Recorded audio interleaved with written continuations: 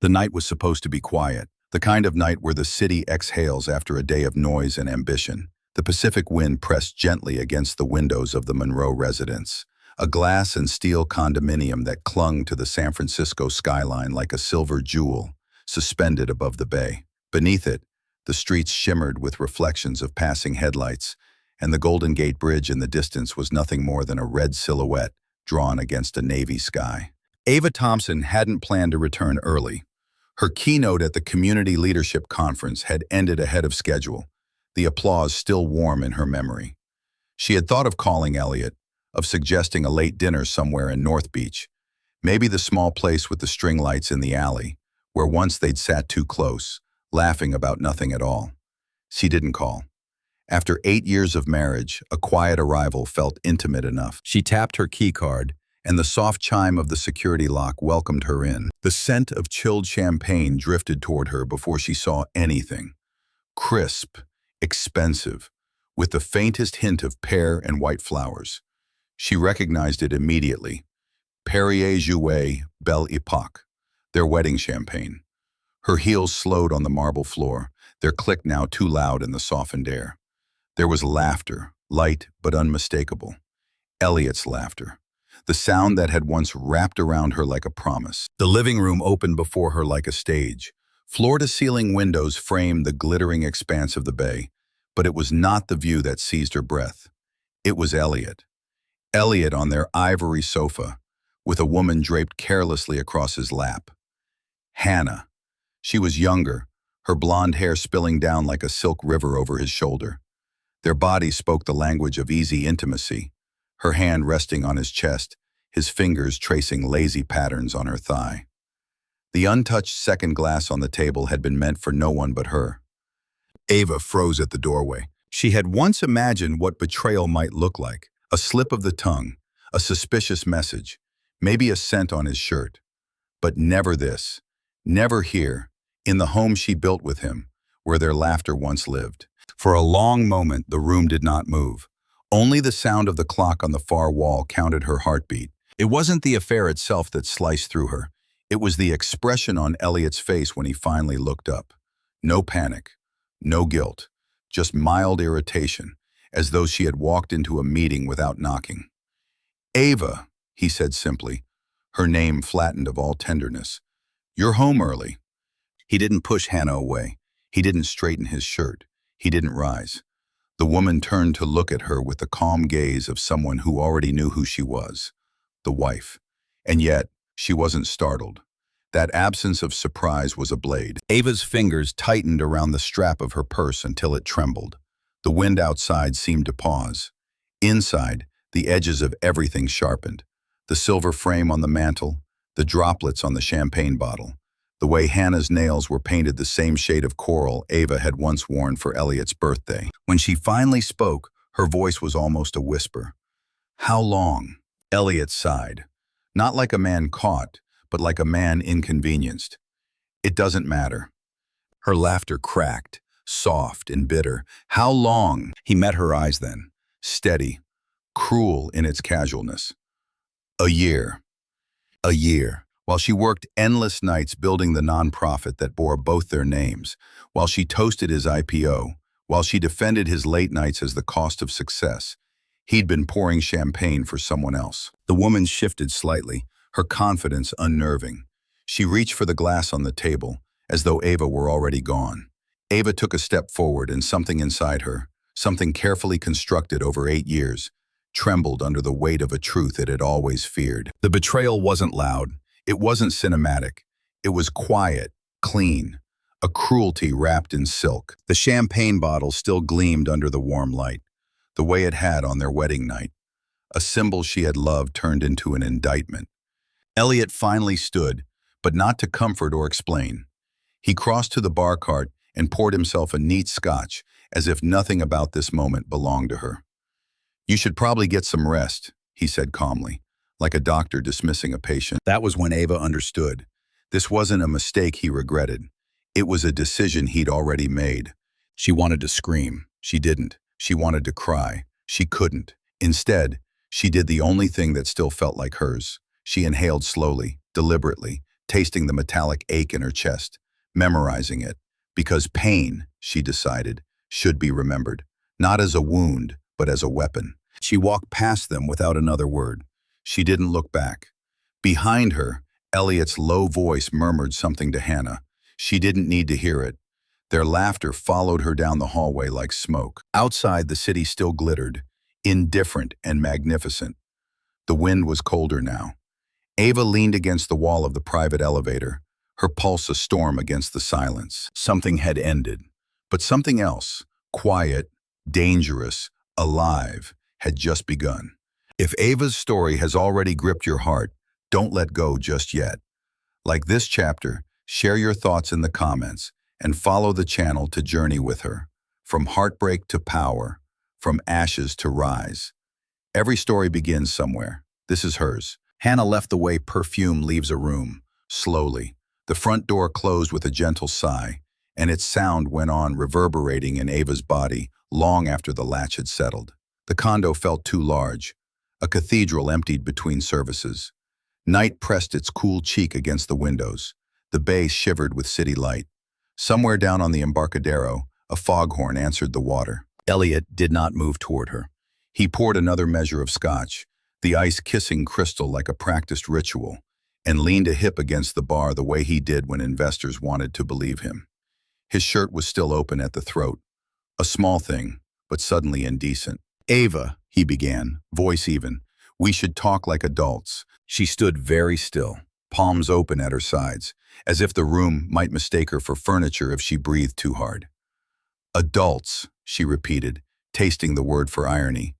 What an odd place to start. He watched her over the rim of his glass, wary, calculating. "I don't want to fight."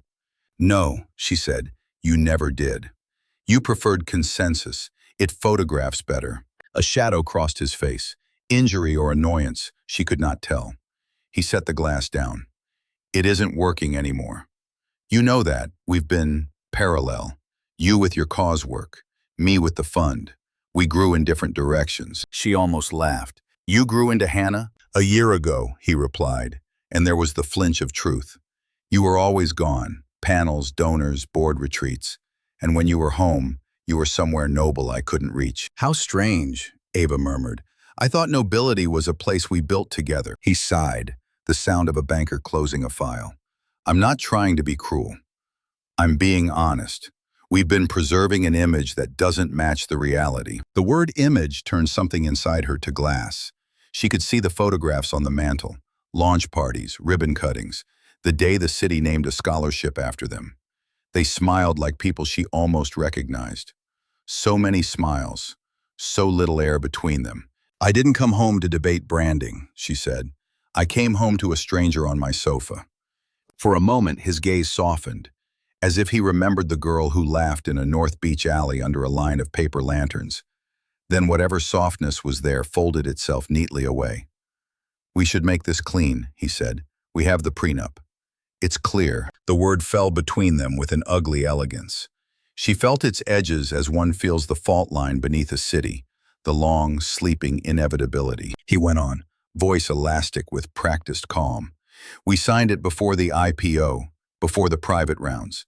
You insisted on separate structures for your nonprofit anyway. It protects you, and it protects me." Protects. The syllables scraped. Protects whom from what? Love? Catastrophe? Each other. She remembered the afternoon they'd signed, 4 floors above a law firm lobby polished like a lake. He'd kissed her knuckles with the tenderness of a man in love with beginnings. "This is a formality," he'd said. "We'll never need it." She'd believed him, because the future then was a thing that shone without explanation. Outside, a saxophone had been playing on Market Street. She'd thought about the music, not the document. Now she said, "I don't remember it being as clear as you are." "You had counsel," he replied. "We both did. I had a woman who told me not to marry for love, and then watched me do it anyway." The wryness in her voice surprised her. It felt like a hand on her back, keeping her standing. He poured water into his glass, the smallest concession to gentleness. "Ava, I can be generous." "Generous?" The word floated, then sank. "With what belongs to us." "It doesn't," he said, and there it was, the blade polished to truth. The fund, the carried interest, the options, those are mine. Your work is yours. You've always said you didn't want my money. She looked at him and thought of all the ways women had said those words throughout history, making bargains with pride because the other bargains were worse. I didn't want to earn it this way, she answered softly. There's a difference. Silence spread like a drop of ink through water. He looked at the windows instead of her, as if the city view could absolve him. The apartment is on the company ledger, he added. Just for now, while things settle, you should stay with friends. She almost said which ones. She did not. The room issued a small creak, the building settling its steel bones. The clock counted the length of a heart. Ava walked past him into the living room. She touched the back of the sofa, then the cold neck of the champagne bottle, then the framed photo from their first anniversary. The two of them on a wind-sweetened ridge at Point Reyes, hair whipped into laughter, joy uncomposed and therefore true. She set the photo face down with a steadiness that felt like prayer. Tell me something, she said. When did you stop loving me? Is there a date we can pin to the wall and point at, like a map? He hesitated, jaw working against an answer he would regret. Love changes. Into what? She asked. A tax structure? He closed his eyes briefly. Into something that didn't fit either of us anymore. She listened to his defense the way one listens to rain through glass. Distant, harmless to the skin, but merciless to the light. She realized he believed himself. That was the startling part. He had curated a story of their ending in which he was practical, unfortunate, perhaps even brave. In his telling, betrayal was a symptom, not a choice. She should have been furious. She should have thrown a glass, a word, a history. Instead, she felt a quiet rearranging inside her, like furniture moving in the dark. There was grief in it, yes, but also a strange and lucid grace. She had always thought dignity was a posture one held for other people. Now she understood it was the soft, immovable center you defended for yourself. Leave, she said at last. The gentleness of her voice surprised them both. Tonight, I won't sleep in this with you. Ava, leave, she repeated, not louder, only truer. He studied her, perhaps searching for the woman he could negotiate. When he found only the woman who had already decided, he nodded once, set the glass down, and crossed the room. At the door he paused, looking back with a face she had once known. For a flicker there was something like apology, or nostalgia wearing apology's clothes. Then the door received him, and the elevator took him away. Silence came and sat with her like an old aunt who knew all the family secrets. The apartment resumed its breathing. Far below, a siren threaded the night, then untied itself and was gone. Ava moved slowly through the rooms, opening drawers as if they belonged to a museum she had once loved. She gathered only what would fit in a weekend bag: 2 dresses, a leather notebook, a strand of pearls her mother had given her the day she left for college. In the study, a drawer slid out with a soft complaint. There, beneath a tangle of paper clips and the square coasters from the wine country inn they never went back to, lay the prenup, copy initialed in blue. She took it to the dining table and sat. The paper was heavier than the moment deserved. She traced the paragraphs with her fingertip, reading the language that made 2 people manageable to a ledger. The clauses did not surprise her. What surprised her was the calm that opened like sky over water. She did not cry. Not yet. Tears would be for another room, another hour. On the last page, their signatures intersected like 2 birds crossing. She closed the folder and rested both hands on it. I believed you, she whispered to the empty air, to the girl in the photograph, to the woman she still was. I believed us. The heater exhaled. The fog moved in from the ocean as if to cover the city in a shawl. She stood and turned off the lights one by one, kitchen, hall, living room, until only the windows remained, vast panes of night holding the city the way a mother holds a feverish child. Close, unafraid. In the bedroom, she did not undress. She lay on top of the quilt and watched the ceiling shift as car lights slipped across it. Sleep did not come. Instead, memories arranged themselves with precise cruelty. The first time Elliot saw her speak at a fundraiser, his eyes bright with admiration. The afternoon he taught her to drive up Lombard in first gear. The way he held her on a ferry deck in a winter storm, unafraid of wind. By dawn, the room had acquired the pale color of surrender. Ava rose, washed her face, and looked at her reflection. The woman in the mirror was not ruined. She was altered. There was a line at the mouth she did not remember earning. It suited her. She made coffee she did not drink, put the prenup in her bag, and took one last look at the home that had learned her silences.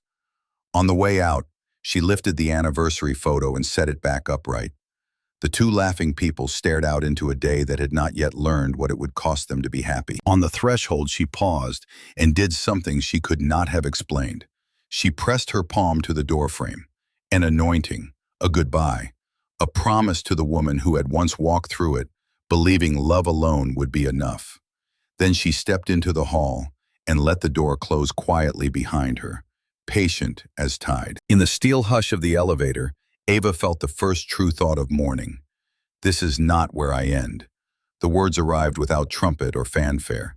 They sat in her like a seed, unassuming, inevitable. When the doors opened to the lobby, the city breathed in, and she breathed out, and the day began. San Francisco wore its morning like a silk scarf. Fog lay gently over the hills, the streets rinsed with a pearly light that made even the fire escapes look ceremonial. Ava crossed Union Square with a small suitcase, the kind meant for weekends and emergencies, and checked into a hotel with carpets the color of rain. The concierge recognized her, smiled the curated smile offered to familiar names, and did not ask why a woman with a famous address needed a room for 7 nights. In the quiet of the suite, she set the prenup on the desk and her mother's pearls in a teacup. The room smelled faintly of lemon oil in the sea. She changed into a simple black dress, wrapped her curls into a low knot, and opened her laptop. Emails waited with the patience of bad news. The first was from a gala chair, all empathy and exit routes. We know you're navigating a private transition. Perhaps it's best if we release your co-chair role for this year's event and revisit next season. The next from a donor who preferred neutrality. Given the optics surrounding Elliot's fund, we should temporarily suspend public partnerships until things settle.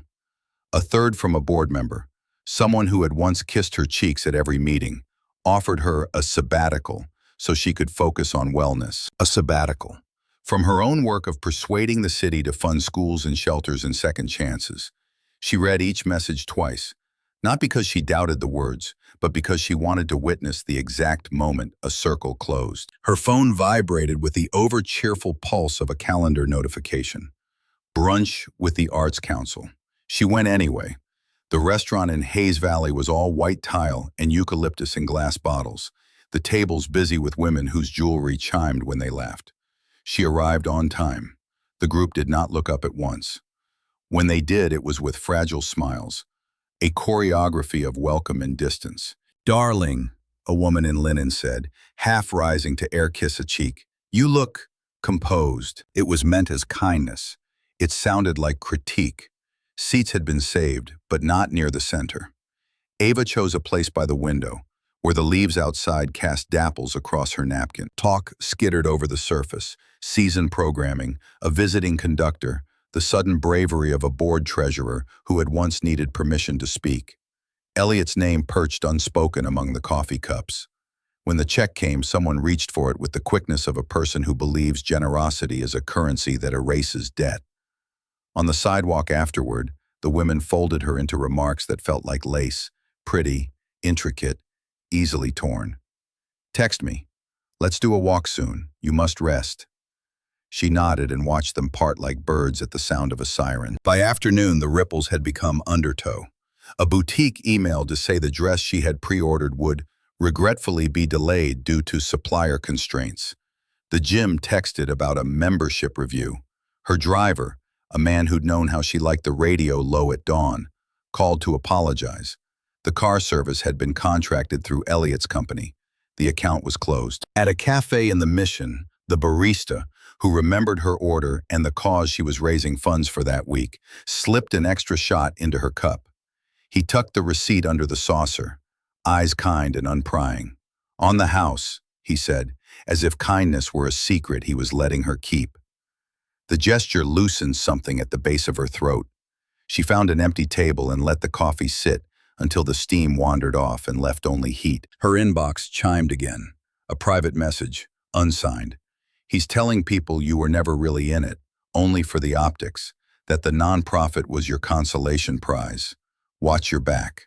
She read it twice, then a third time, not because she believed the lie, but because she knew how lies found oxygen in rooms where she once breathed easily. Ava closed the laptop and let the cafe's human music warm her. The soft percussion of spoons, the alto of conversation, the door's small bell. Outside, Valencia Street paraded its easy courage. Murals, bicycles, a child in a red raincoat stomping a puddle already moved on from yesterday. She watched the child's mother laugh and whisper something into small ears. The puddle, chastened, reflected the sky. That evening, she walked alone along the Embarcadero, the bay wearing a necklace of lights. Couples drifted by in the ordinary intimacy of shared weather. She thought of all the rooms she had entered as half of a sentence. How many doors had opened because Elliot's name preceded hers like a trumpet? She had done good work inside those rooms, real work, the kind that rearranged budgets and turned handshakes into scholarships. But she could not lie to herself about the architecture of access. Now that architecture was retracting, stairs folding into walls, as if the building itself had decided it never knew her. At the hotel, the night clerk handed over a narrow envelope. No note, only a receipt. Her room extended by someone else's card. She wrote a firm refusal and slid it back, the motion and assertion of scale. I am not a patronized woman. I am a paying guest in my own life. Sleep found her in fits. She woke pre-dawn to the gray permission of a city not yet performed. In the mirror, she saw what loss had sculpted. A quieter mouth, eyes that had learned to hold their own light. She did not paint courage on her face. She buttoned it into her blouse. At 9, a meeting in the office of a foundation where she had once been the favored whisperer of impossible asks. The glass doors opened to a lobby with a living wall and a receptionist with a perfected smile. The director greeted her with practiced warmth and offered tea in a room arranged for candor. They talked about strategy, impact, the season ahead. At the end, the director folded her hands with the air of a woman closing a ledger. Ava, the board feels it's prudent to pause visible collaborations just now. We admire you, we truly do. But you understand optics. Optics, again, a city in love with its mirrors. I understand, Ava said. Not because she agreed, but because wrestling with smoke is a waste of breath. On the sidewalk, the wind lifted the corner of her scarf. The street smelled of brine and roasted coffee, and a bakery learning the morning. She stood very still and let the feeling come. Not just grief, but insult. A thread of anger braided cleanly through it. Anger, she realized, is not the opposite of grace. Sometimes it is the shepherd that leads grace where it needs to go. Her phone rang. Miss Thompson? The voice was brisk, a woman's. My name is Marisol Reyes. I'm in compliance at Monarch Bank. I apologize for the hour, but a series of wire activities have come to my desk that concern accounts associated with Monroe Capital and a household profile ending in 07. There may be discrepancies with disclosures. I thought you should be aware. The words organized themselves slowly, like soldiers moving into formation. Wire activities. Discrepancies, disclosures, a different kind of circle, opening. Ava thanked her and asked for a time to meet. She hung up and stood in the middle of the wind. A cable car rattled past, tourists laughing, a man in a navy peacoat holding the rail with one hand and his lovers with the other. Somewhere, church bells counted 10. By late afternoon, the text threads had thinned. The women who once scheduled her for every table now trusted silence to do the talking. She walked through Nob Hill, past hydrangeas bruised by fog, past windows where people practiced piano and kindness. A small dog in a blue sweater paused to inspect her ankle and then, satisfied, continued his optimism up the block. In the hotel lobby, she paused by a mirror she had ignored for years, the kind that tries to flatter everyone. It did not flatter her. It told the truth gently. The woman looking back had been edited out of a life and was already line editing a new one. She thought of circles and how they vanish, not with thunder, but with a razor so soft you might miss it if you are not listening for absence. Her phone lit with a final message before evening. An event photographer sending proofs from last month's black tie. the one where Elliot had stood a step ahead of her in every frame, as if accidental. Ava scrolled through the gallery until she found a candid, her head thrown back at some private joke, his eyes not on her but on the room beyond. She saved the image and closed the rest. Night returned with its tireless inventions, sirens, laughter, the secret fairy of fog. She opened the window a fraction and let in the marine breath. On the desk, the prenup waited without curiosity. She placed beside it a fresh notebook and wrote a single sentence in an even hand. I will not disappear. Outside, the city continued its theater. In countless windows, lives unfolded toward dinner, toward bedtime, toward the next day's work. Ava stood looking over the small republic of streetlights and understood with a clarity that hurt and healed in the same instant. A circle had vanished, yes, but the horizon had not. The hotel learned her footsteps. By the third night, the corridor lights rose a fraction of a second quicker as she approached. The elevator arrived as if it remembered her floor, and the desk clerk passed a nod across the lobby like a folded note. San Francisco pressed a soft palm of fog against the windows, and the room held its disciplined stillness, a chair angling itself toward the view, a teacup bright as a small moon on the desk, the prenup sleeping under a paperweight of glass. Ava kept the lamp low and read until the words refused to stay on the page. The city's nocturne, sirens braided thinly with laughter, a motorcycle stitching Lombard's curves, reminded her that other lives were still in motion. She set the book aside and reached for the notebook she had opened the day before. On the first page she had written, I will not disappear. Tonight she wrote dates, transactions, names. Marisol Reyes at Monarch Bank had met her that afternoon in a conference room the color of caution and said the words that reordered air. Wire activities, offshore vectors, misaligned disclosures. She had not promised more than a formal review. She had not promised less. After midnight, when the foghorn voiced a sorrow as old as ships, the phone on the desk vibrated and crawled slightly across the wood. Unknown number. The kind of call that knew how to arrive at the hour that stripped a person of pretense. She answered with a quiet, hello, and let the room hold its breath. A woman's voice, careful, almost weightless. Miss Thompson? The consonants were pressed down, the vowels threadbare. A whisper built to survive walls. Yes. I can't stay long. If I'm traced, I'm done. A pause. I work. Near your husband. Technically for him. Don't ask my name. Ava sat straighter. The night rearranged itself around the sentence. I won't. Are you safe? A faint laugh, the sound chiffon makes when it moves. Not a question I can afford. Listen to me. There are entities, shells. He has a habit of naming them like constellations. Aquila Pacific, Lyra Blue, Sendana Holdings. He thinks poetry can launder anything. Ava's pen found the page. The names landed in ink like coordinates, waiting for a map. Where? Cayman, BVI, a transit through Singapore. The Cayman accounts are nested, one inside the other, so a casual audit misses the heart. Transfers move the way tides move. Gentle, regular, assumably natural. Another breath. There's a card key for an office we never put on the company diagram, 2 blocks from the ferry building. He meets there with a man who isn't on payroll. Thursday nights. Ava's mind moved with the clean speed of weather changing. What can you give me that holds in daylight? Documents? Dates? I can give you paths. The whisper lowered again. Start with Monroe's Strategic Advisory. It's a consultancy on paper, not in practice. Cross-reference its invoices with Aquila Pacific and look for a vendor called Harborline Logistics. It doesn't exist, except that it does, as a receiver. The amounts are never ostentatious, 300,000 here, 450 there. But look at the intervals. They hum, Miss Thompson.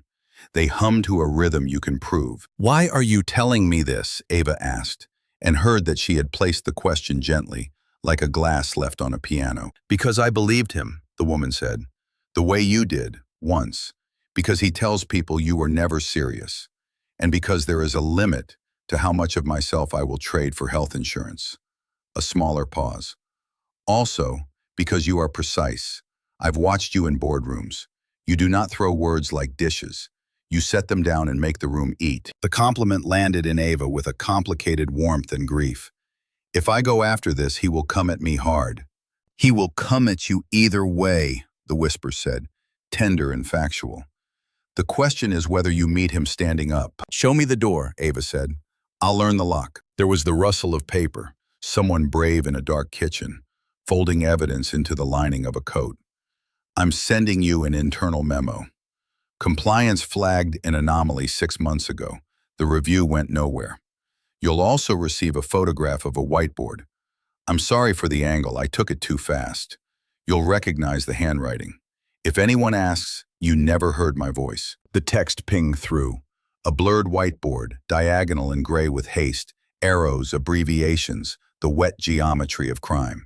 The memo arrived a breath later, polite, toothless, filed into a drawer that had never expected to be opened. How do I repay you? Ava asked. Make it matter, the woman replied. Make the story true, about who did what to whom. And forget me. The line went quiet. Not a click, simply a breath that didn't return. Ava sat with the illuminated face of her phone warming her palm. The room, newly arranged with danger, felt more honest than it had in days. She printed the memo on the room's inconvenient little printer and watched it deliver truth an inch at a time.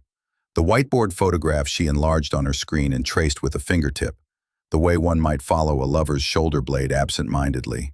Lyra Blue, arrow, SA, arrow, HL, logistics, arrow, AP, Cayman. The arrows did not point, they confessed. She saved everything to an encrypted drive, then drew a square on the notebook page and wrote inside it, as if building a room. Chain of custody. She wrote, Sophia Park, beneath that, and Marisol Reyes, beneath Sophia. The names like beams to hold up a ceiling she could stand under. When she called Sophia, it was nearly 2 in the morning. The lawyer answered on the second ring, voice already awake in that particular way, only the tireless and the necessary are. Ava?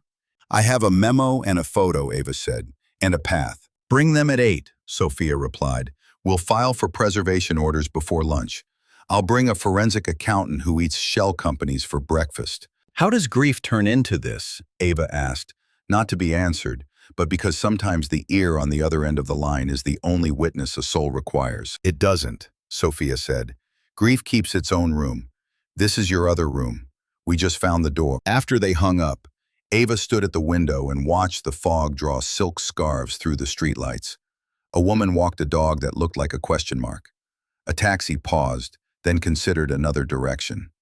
The city's breath was even. In the reflection, Ava saw her shape as a darker portion of the night. The sight steadied her. She removed her ring and set it beside the pearls. Metal made a small sound like a tiny door closing in a house built long ago. She showered to clear the static of the hour. The water wrote temporary warmth along her spine, and she thought, not of Elliot on a sofa with Hannah, not of board chairs or living walls, but of the woman on the phone whose courage had chosen a frequency only midnight could carry. Make it matter, she had said. Ava returned the sentence to herself as a vow. At dawn, the hotel curtains paled. She dressed in a navy suit that had never failed her and tied a scarf at her throat with hands that did not shake. She slid the memo into a folder, along with her notes and the enlarged photograph, and laid the prenup on top as though setting an old key beside a new one. Before leaving, she opened the window another inch and let the morning in. Somewhere, a gull laughed. Somewhere else, a baker slid trays of hope into heat. Ava lifted the folder, lifted her gaze, lifted the part of herself that had been kneeling. In the corridor, the lights woke before she reached them, as if the building had learned the cadence of her decision. The elevator sighed open. She stepped in and pressed L, thinking of thresholds, of rooms within rooms, of doors you do not know you can walk through until someone whispers from the other side. Here, the injunctions went out before noon. Clean, efficient orders with the weight of the court behind them. Sophia slid copies across the table like a magician revealing true cards. The forensic accountant, a woman with a quiet smile and a predator's patience, marked the memo in the blurred whiteboard with colored tabs. We follow the rhythm, she said. People who hide money keep time like musicians. They can't help it. By late afternoon, the city had changed clothes. Fog lifted its hem and slipped back toward the ocean. The sky found its blue. Ava returned to the hotel with a stack of folders and a body that had learned the dimensions of vigilance. On the bed lay the dress the boutique had nearly delayed, returned to the front desk by a courier with an apology loud enough to be overheard. She stared at the silk a beat too long, then laughed softly at the thought that fabric believed it could carry a woman through a night unchanged. Still, there was a gala, and in a city that mistook absence for guilt, presence was a kind of alibi. The Museum of Modern Art dissolved and reassembled its guests at the door, as if the building were a prism, and everyone entered as light. Ava arrived without an escort and with her spine gathered into a straight line. Inside, the atrium held a cool music, cello notes and distant glassware. Images hovered on walls. A wash of indigo, a red square that seemed to pulse, a photograph of a woman mid-turn, becoming someone else. She was near the Calder when she felt him before she saw him, the way one senses weather at the back of the neck. Damien Hale stood a polite distance away, looking not at her, not yet, but at the sculpture that balanced air as if it were a rumor. He was older than the boys who performed bravado for journalists. He wore his suit like a sentence with no wasted words. When he turned, his eyes did the full work of seeing, and she felt her resolve square itself in response. "Miss Thompson," he said, "no presumption, no reach for first names. I didn't expect you tonight." "Neither did I," she answered. "Then I decided shadow is a poor strategy." One corner of his mouth acknowledged the line. "You're right. The city forgets the faces it doesn't see." He gestured toward a quieter hallway off the main atrium, where a suite of photographs showed hands at work, hands guiding clay, turning knobs, whittling a shape from wood. There, the sound of conversation thinned, and the strings in the atrium became a private ache. "I'll be direct," he said. "Elliot has been in my way for 10 years. He's shrewd, but he cheats the long game. Investors love a sprint. He lives to sprint." "And you jog?" Ava asked. "I pace," he said, a hint of dry humor warming the word. Then, almost gently, "Someone on your side is working. I've been waiting for that work to begin." She held his gaze. "If you've come to offer sympathy, save the currency.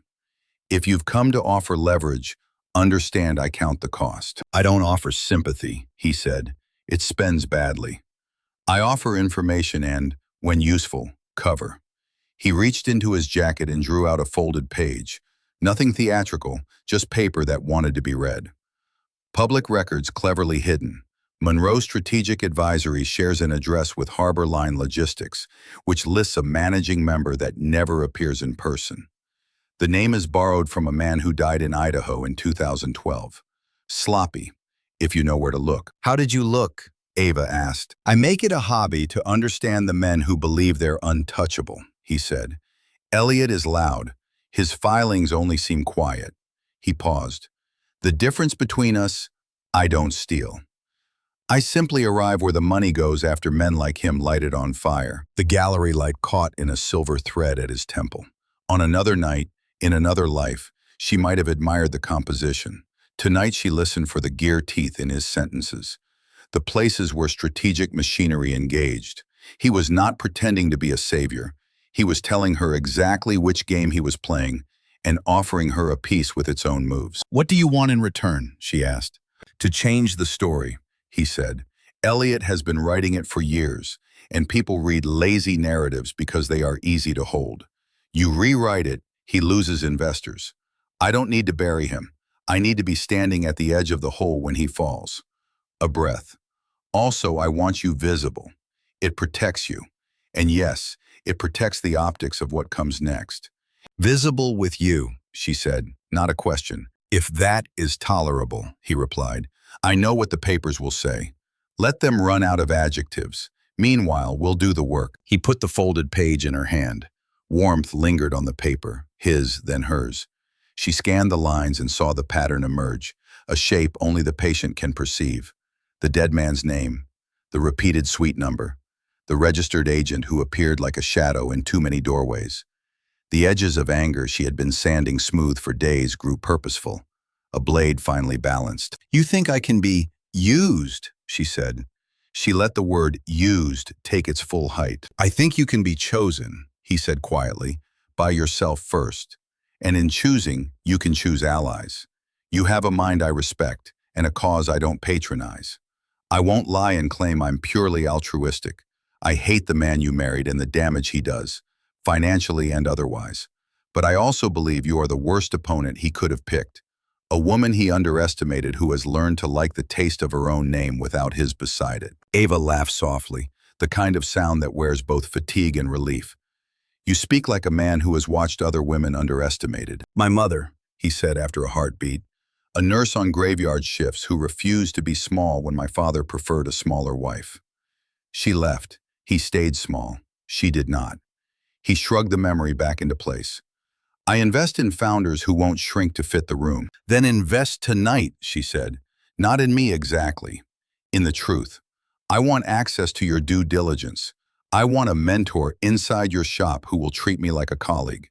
If we're to be seen together, I want the seeing to reflect a reality. I will be working, not posing. He nodded once, as if she had confirmed a hypothesis. Done. Elena Vasquez, my COO. She terrifies grown men and has a gift for making the terrified grateful. You'll start with her.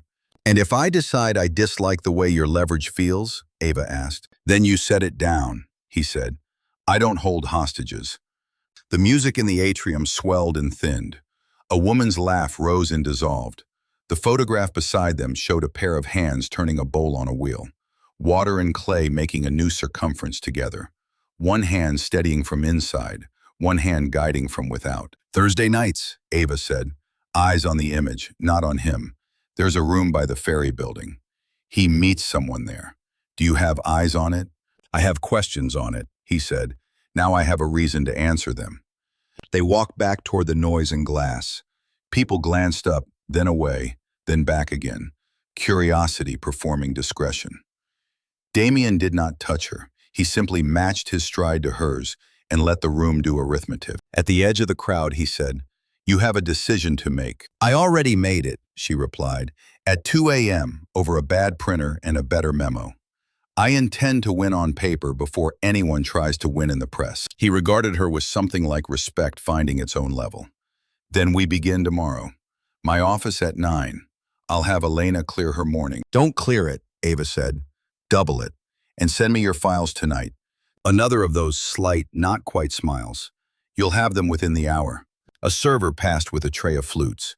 Ava took one and held it without drinking. The bubbles climbed with insistence and died quietly at the rim, the way hopes do, and also plans if you let them. She set the glass on a ledge and turned back to the room that had once felt like a home, and now felt like a stage she was finally ready to use. Ms. Thompson, Damien said, and this time her name did something different in his mouth. It made space.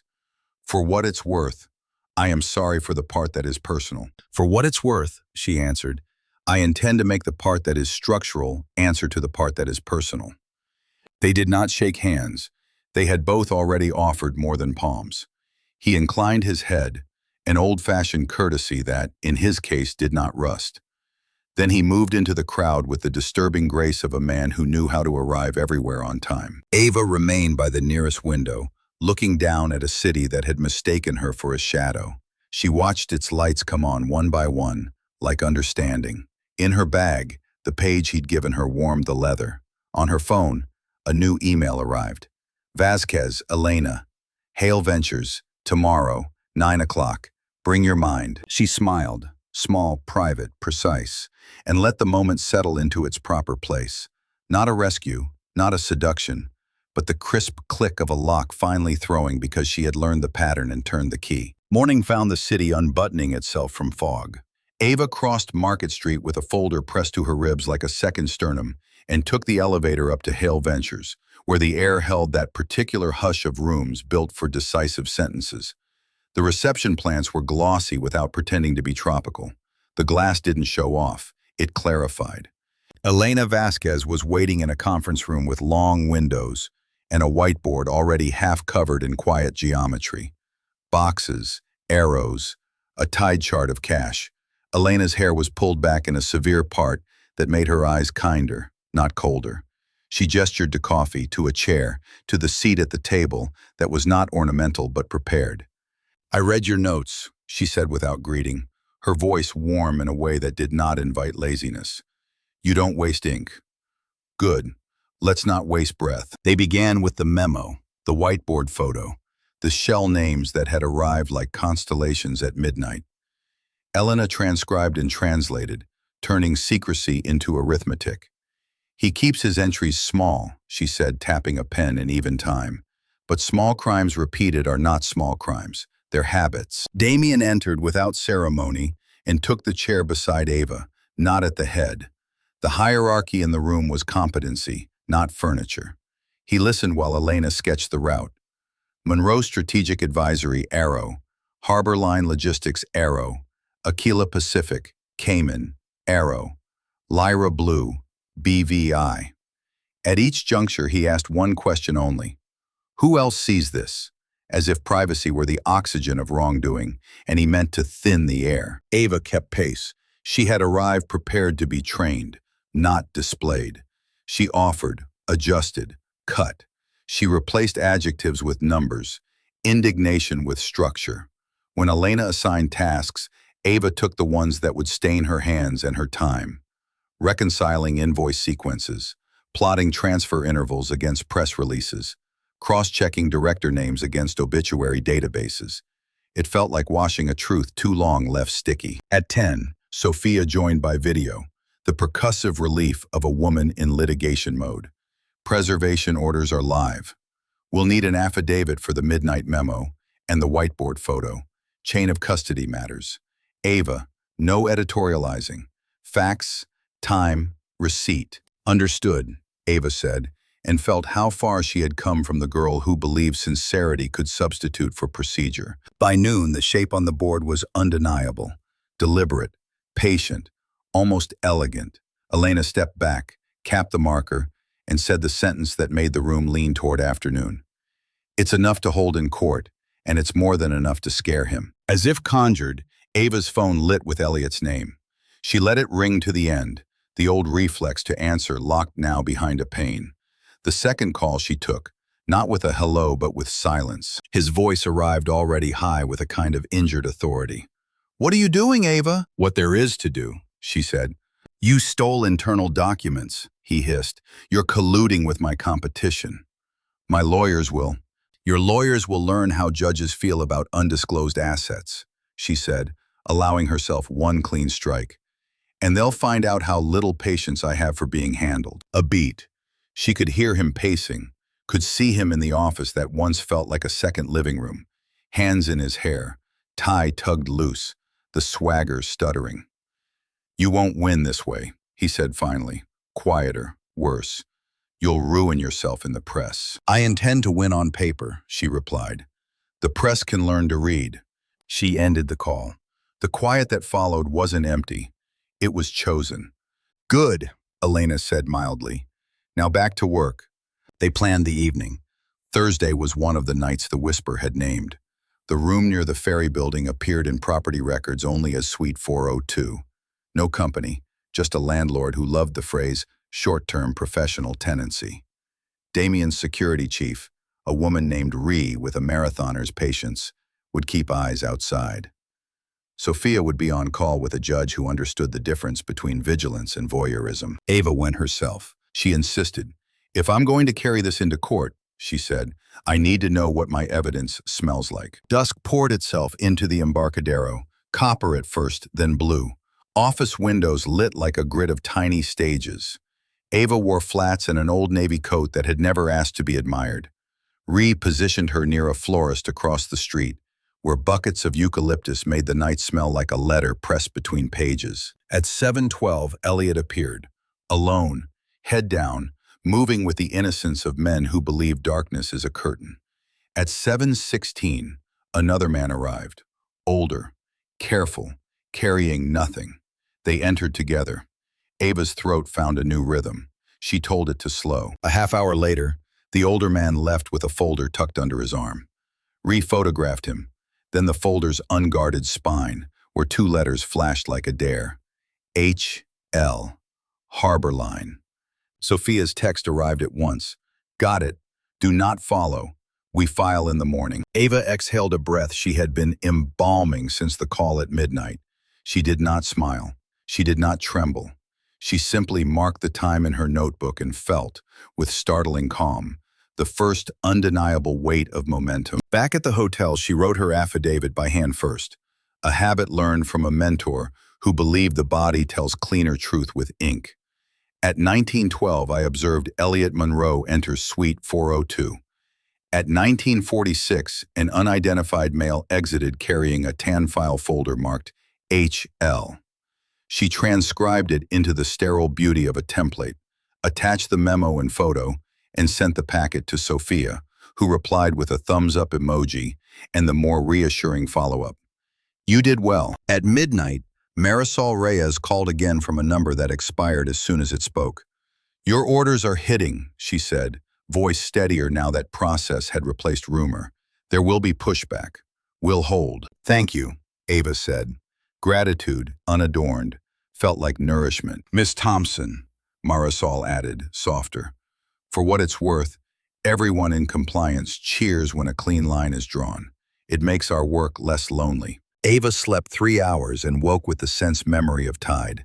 She dressed in the certainty of Navy and arrived at the courthouse with Sophia under a sky pretending at indifference. The hearing was short, not because it was trivial, but because the paper was good. The judge asked pointed questions, frowned at certain intervals, and signed where Sophia told him to sign. It felt, finally, like gravity was on her side. News moved faster than weather. By afternoon, Elliot had convened a PR firm that spoke in controlled flares. The first puff of smoke appeared as a blind quote. Sources close to Monroe say the divorce has become vindictive. The second as a profile photo from better days, cropped so that she stood a step behind him.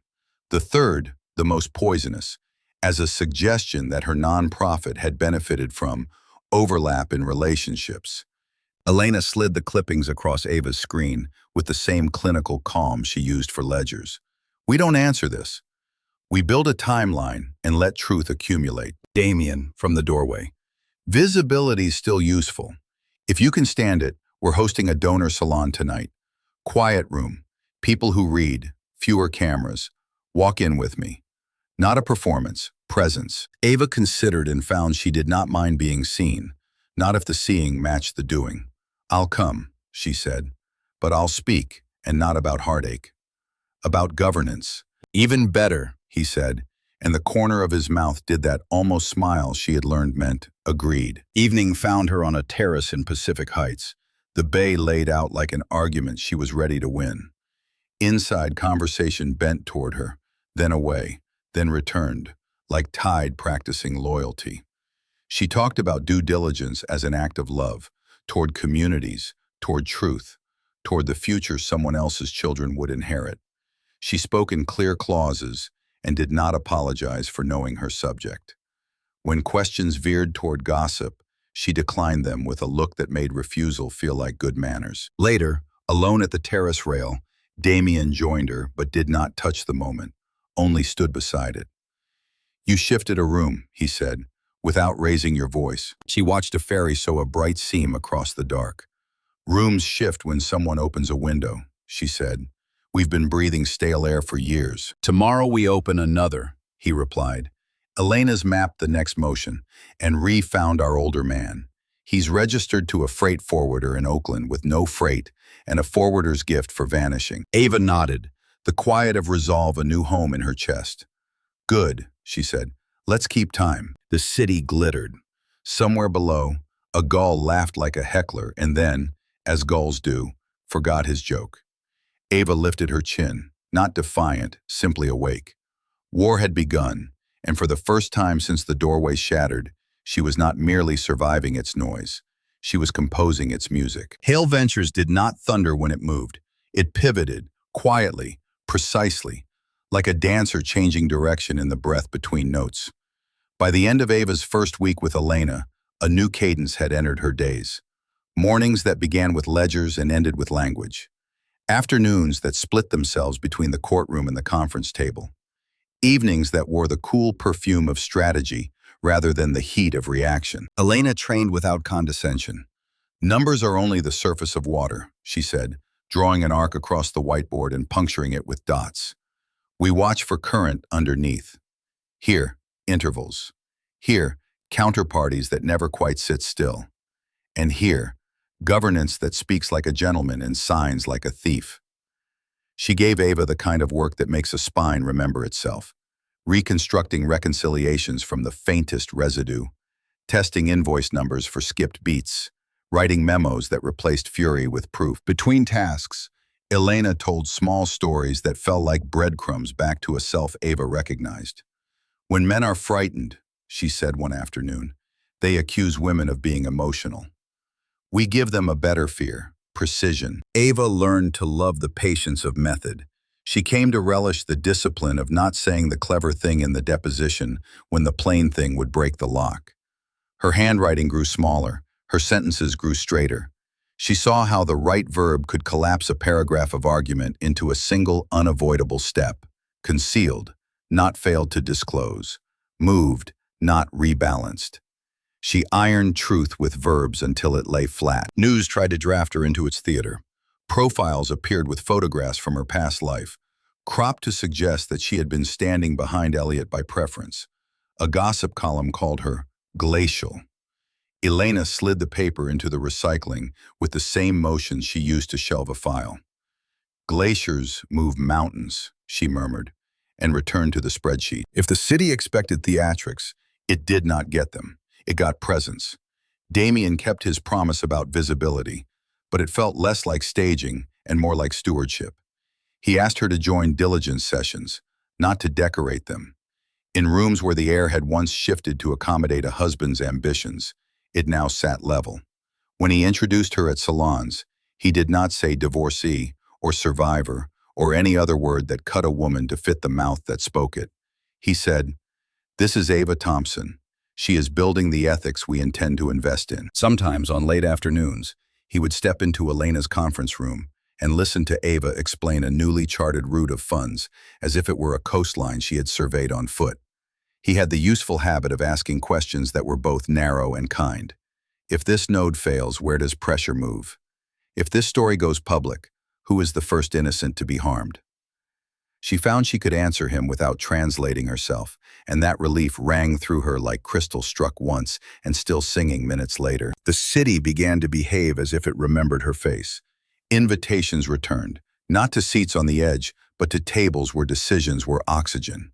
The Arts Council asked her to lead a governance audit and accepted her condition that the findings be published whole, not sanded to please donors.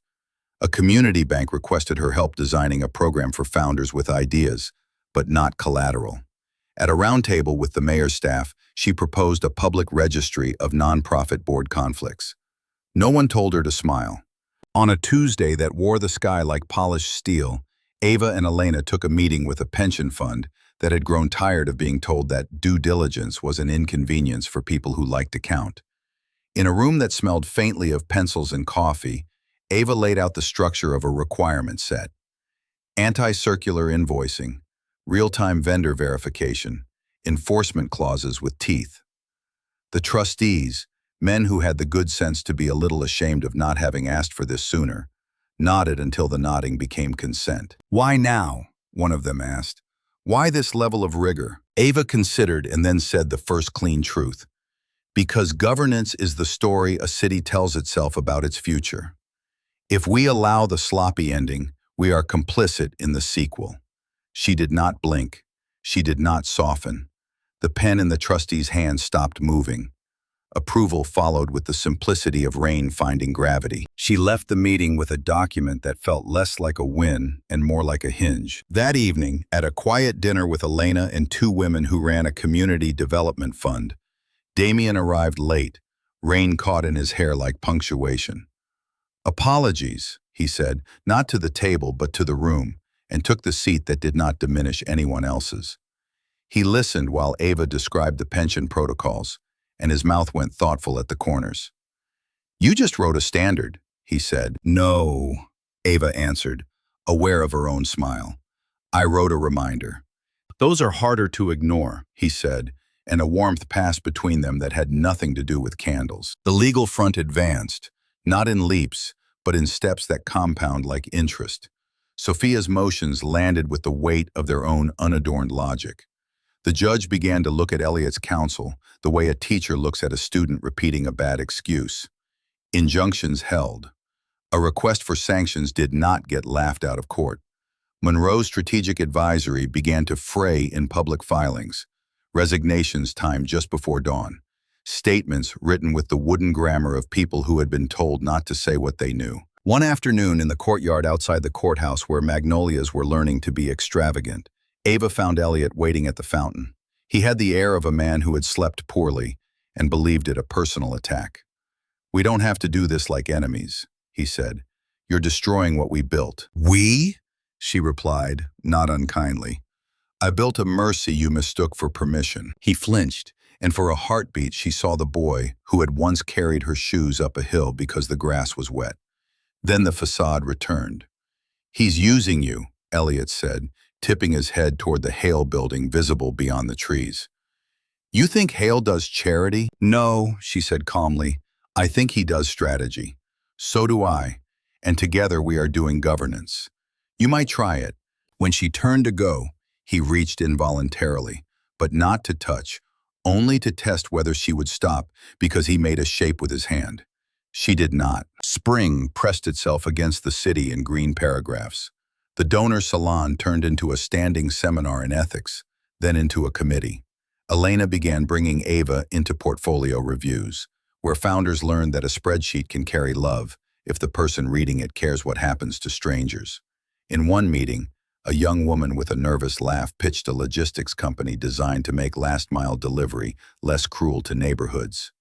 Ava asked 3 questions, and then offered an introduction to a community college dean with a warehouse training program. The deal memo eventually wrote itself. So did a new internship pipeline. Sometimes power feels like a light switch.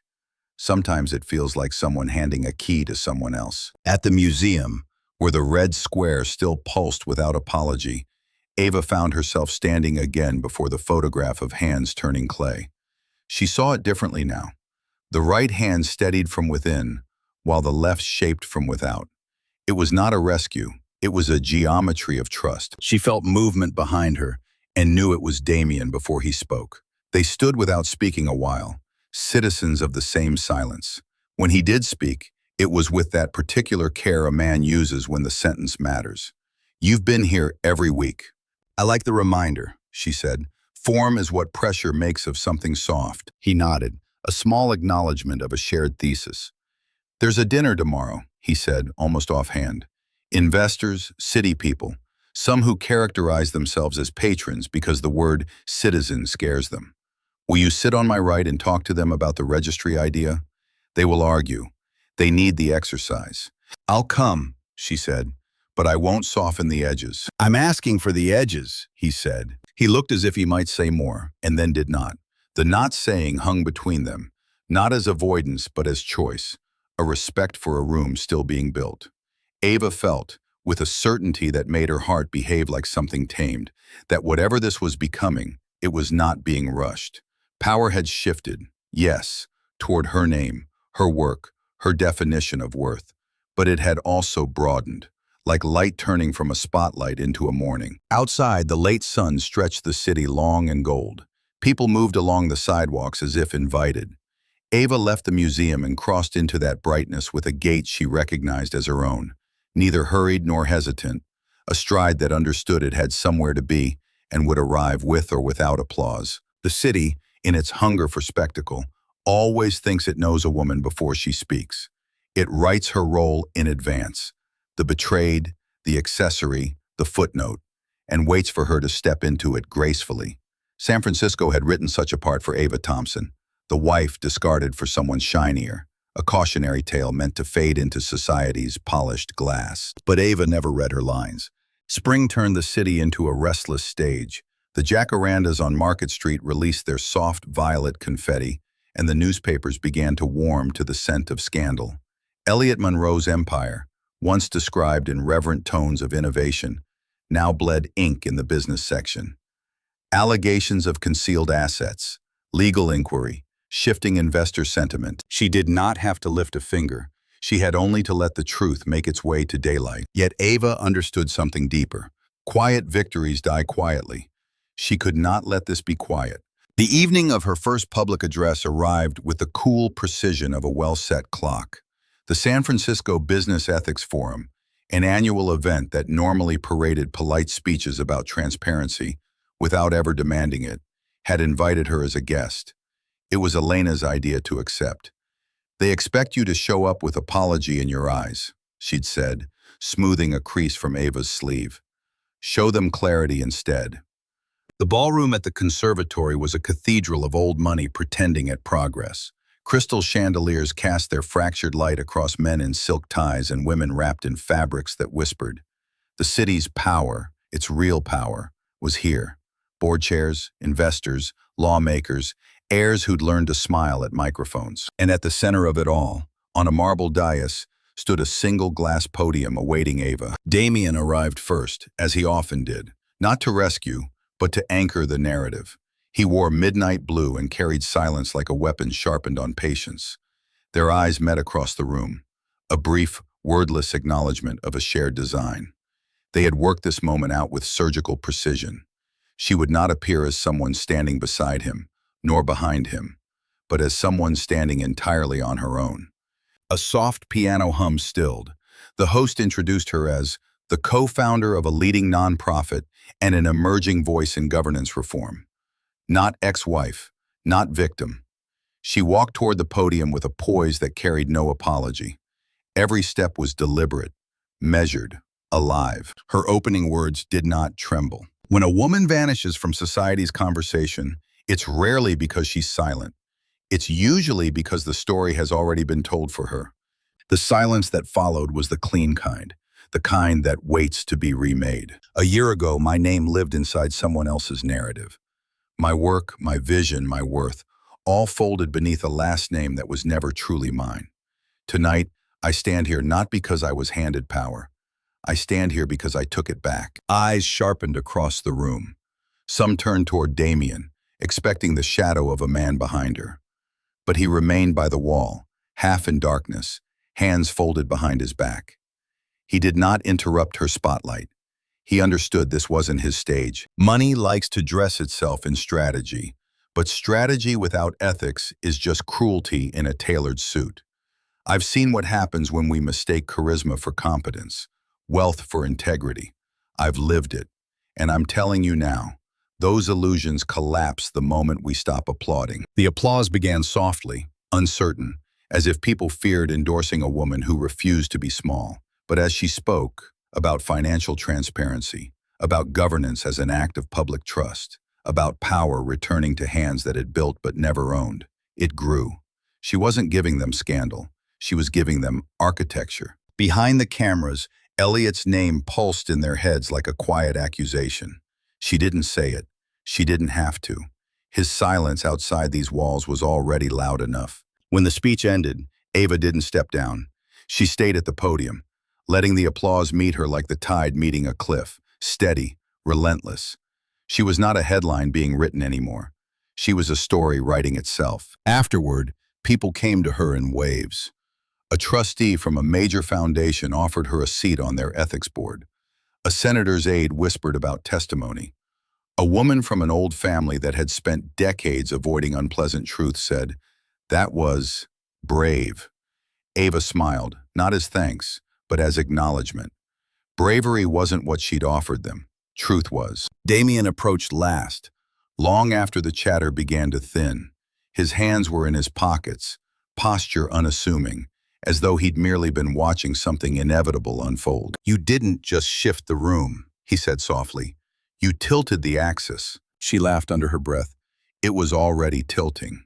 I just named the angle." He stepped closer, but not too close. The air between them was charged, not with possession, but with recognition. "Do you know what happens next?" "I do," she replied. "They stop seeing me as a story and start treating me as a force." For a heartbeat, he looked at her. Not as an ally, not as an investor, but as a man watching something rare take shape. Then, deliberately, He inclined his head. Not a bow, a salute. The next morning, the city awoke to new language. Ava Thompson delivers landmark speech on corporate ethics. Once dismissed as a socialite, now a voice investors can't ignore. The woman who is rewriting San Francisco's financial conscience. The articles didn't mention Elliot first. Some didn't mention him at all. They mentioned her work, her ideas, her clarity. Public perceptions shifted like a tide turning after months of wind in one direction. Elliot, predictably, called her that afternoon. She didn't answer. She didn't need to. The silence between them was now defined by her, not him. That evening, Damien hosted a private gathering at the Hale Foundation's rooftop terrace. Not a gala, not a strategy session. A gathering of people who for years had watched Elliot Monroe hold rooms hostage with his charm. They came curious. They left unsettled. Not because Ava thundered, but because she didn't have to. She moved through the room with composure so precise it became its own language. Men who once introduced themselves to her as Elliot's wife now stumbled over their greetings. Women who had watched her unravel in whispered circles now found themselves orbiting a new center. Damien poured her a glass of sparkling water instead of champagne. She accepted without hesitation. "They're not quite sure what to make of me yet," she said. "That's good," he replied. "People who can't categorize you have to listen." The rooftop lights cast their glow against her skin, making her seem carved from something the city had forgotten to name. The bay glittered below, as if even the water was listening. Power did not return to Ava with a roar. It came in shifts, measured, elegant, undeniable. And for the first time since she stood at the shattered doorway of that penthouse, she felt not just seen, but understood, on her own terms. The world no longer framed her as a woman who had been left. It began, finally, to understand her as a woman who had risen. The summit had the gloss of a cathedral that worshipped velocity, LED halos above a stage, badges that blinked when two people with money faced each other, baristas pulling espresso with the theater of surgeons. In the lobby, a sculpture pretended to be a tree and charged phones from its roots. Panels were titled like Commandments, Scale or Stagnate, The Ethics of Disruption, Trust as Product. Ava arrived in a charcoal suit that refused to apologize for being charcoal. The doors considered her, then opened. She had been invited to sit on a mid-morning panel about governance and public trust, an unsexed topic in a room that preferred its virtue to come with fireworks. Elena briefed her in a quiet corner, tapping a fingernail against a printout like a metronome. "Stay with verbs," she whispered. "People hide in adjectives." Damien approached without haste, a slim folder under his arm. "They've put you between two founders who conflate charisma with compliance," he said mildly.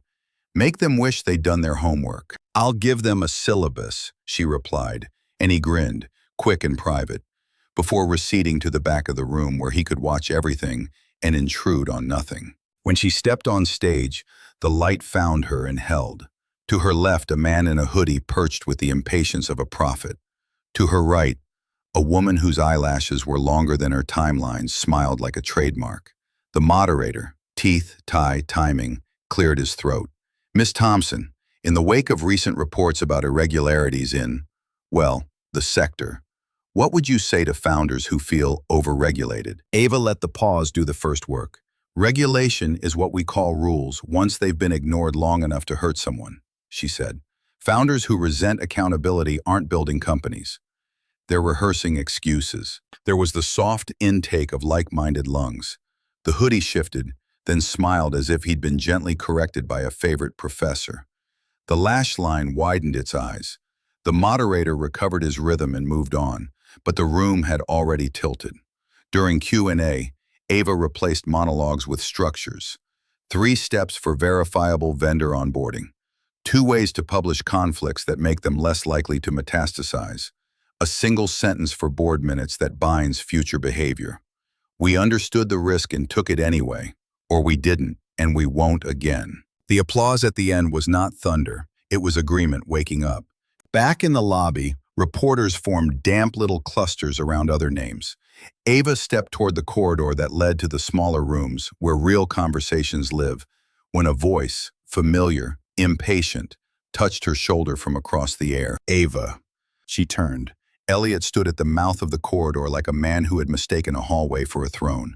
He had cut his hair shorter, the better to look disciplined, and chosen a tie like contrition. Hannah was half a step behind, a white lacquer smile and a dress the color of expensive apologies. "We should talk," he said. "Not may we, not please." Ava looked at him the way an architect looks at an old blueprint. "We are surrounded by microphones," she said lightly. "Your favorite environment." He took a step closer. Someone's badge blinked hello against the back of his hand and then gave up. "The stories out there, they're distortions," he said. "You know how this works. Hale is manipulating optics. He faltered, recalibrated. "You're better than being used."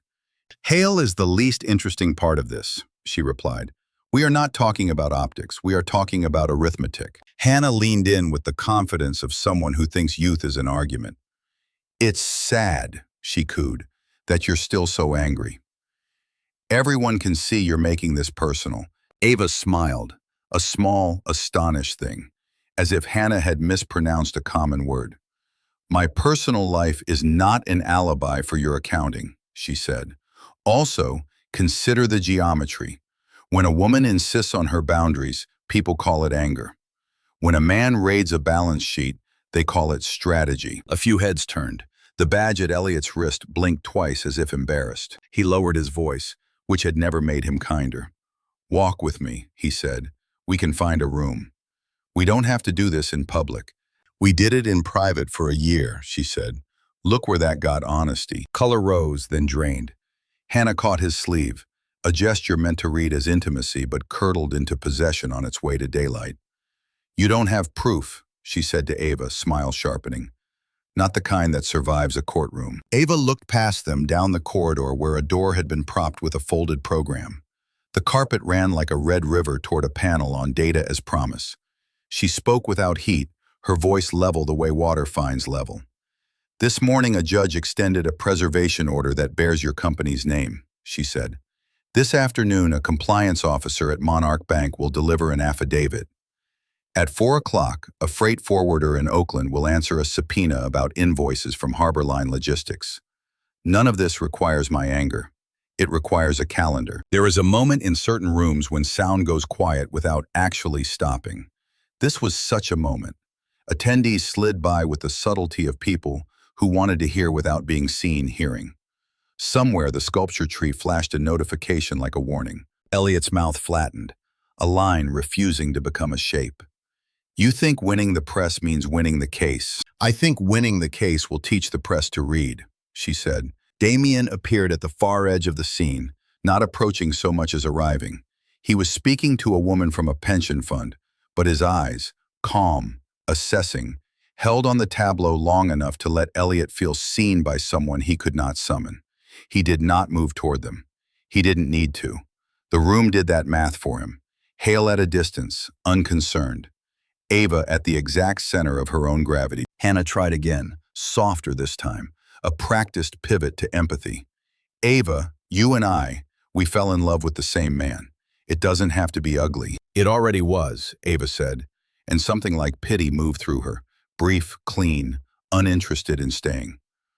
"But ugliness isn't the end of a thing. It's often the beginning of the truth." The moderator from her panel hurried by and gave Ava a thumbs up, then stopped, blinking at the triangle he'd wandered into. "Ava, we'd be honored if you'd join the afternoon roundtable on fiduciary." "I'll be there," she said, without removing her eyes from Elliot. The moderator retreated, relieved to have rescued himself from meaning. Elliot's shoulders dropped a fraction.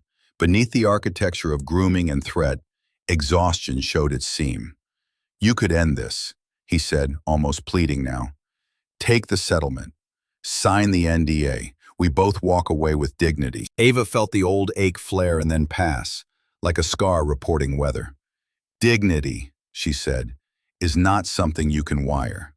It is the method by which one refuses to lie to oneself." He looked incredibly, suddenly young, as if he had borrowed a suit and was waiting to be told how to stand in it. Hannah's hand tightened on his arm, a directive more than a comfort. In the reflective sheen of a nearby display, Ava saw the three of them. A woman standing alone, a man held in place by the idea of himself, and the idea itself dressed in white. "Goodbye, Elliot," she said, because the scene had asked for a closing line, and because she had earned it. She turned. The corridor received her without ceremony. As she passed the sculpture tree, it pulsed a soft green. Damien peeled from his conversation and matched her stride without touching the moment, the way he had learned to do. "You didn't raise your voice," he said, gently impressed. "Noise is a tax," she answered. "I'm done paying it." They took seats in the round-table room. A city attorney cleared her throat and shuffled notes. Across the aisle, two founders tried to make their sneakers communicate nonchalance. Ava opened her notebook, dated the page, and wrote a single word at the top in the neat hand that had become her signature. "Proceed." Outside, the summit continued its pageant of innovation. Inside, the center of gravity had moved. Elliot remained in the lobby, a figure briefly unmoored, stamped by light that did not flatter. People passed him the way one passes an exhibit titled, "Formerly Essential." He reached for his phone, for a story, for the miracle of yesterday. Ava, meanwhile, leaned into the microphone and offered the room a new premise. That power, told the truth about itself, becomes stewardship. The air made space. Pens began to move. And if, on the edge of her vision, she caught Damien watching her with an expression that belonged to no one else, she did not correct for it. The heart recognizes its own weather. Let the city call this a showdown. She would remember it as calibration. The minute the instrument clicked from almost to true. The city had the washed, rinsed look of a page cleared for a final draft. Overnight rain had softened the edges of everything. Curbs, tempers, memory. Ava woke before the alarm and lay still beneath the hotel's thin quilt, listening to that particular quiet a room learns after it has held too many decisions. She watched the pale square of window brighten and felt, not dread, but a steadiness that had taken weeks to earn. There are days a life asks to be rewritten in ink. This was one. Sophia's office sat 3 floors above a bakery that spoke cinnamon into the street and made judges kinder at 11. The conference room's glass walls were frosted at eye level, an architectural courtesy that let seriousness breathe. On the table, briefs lay like orderly waves. Beside them, a plain folder with her name, as if fate had chosen a small font. Sophia entered in a dark suit that treated the hour as an equal. "We've been tendered a number," she said, sitting without preamble. 25. Structured, not performative. The NDA is muscular, but not obscene. It keeps the investor misconduct sealed. If you sign, she slid the folder across. You'll want to read Clause 7 twice. They always hide cruelty in 7s. Elena joined on video, hair pinned, eyes kind. Damien arrived last, silent as weather, and took the chair that faced the window. He did not open his notebook. He had learned, around her, that some decisions prefer to be watched rather than managed. Ava read. She underlined nothing. Her finger moved down the page like a river testing banks. The settlement was clean, almost elegant in its efficiency. No confessions, no apologies, just money arranged to look like closure. The NDA, however, was a cathedral to silence. No statements, no allusions, no reputational harm. She looked up, and Sophia had the grace not to be already speaking. "You can say no," the lawyer offered. "We're prepared to press. The evidence is real. The process will be long. He will go to war in newspapers while we go to work in filings. What happens to the women who depend on your nonprofit while we teach him consequences?" Elena asked gently. "What does the city lose while we win?" Damien said nothing, which was its own kind of respect. But when Ava met his gaze, she found no heat, only a light that made thinking easier. He had told her once that strategy is the art of choosing which truths to advance first. She returned to the pages. Money is not absolution, she thought. It is a tool. 25 buys time, hires staff, builds protections for women who don't have law degrees or midnights brave enough to call from inside a system that mistakes them for clerks. 25 could scaffold the registry, endow a clinic, purchase clean audits for people who had been told their signatures were ornamental. But the NDA, could she stand the flavor of it in her mouth? To carry what she knew like a sealed letter no one else would read.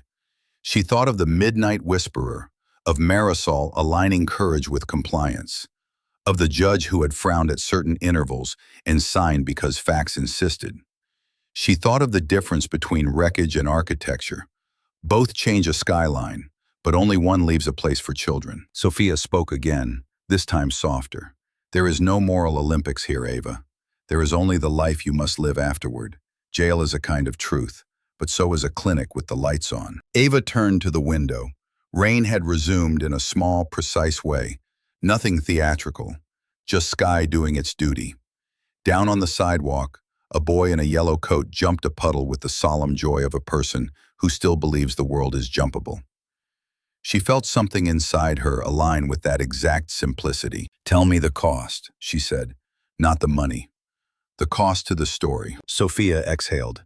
"You will be called pragmatic by people who never had to be. The women who needed a public hanging will be disappointed.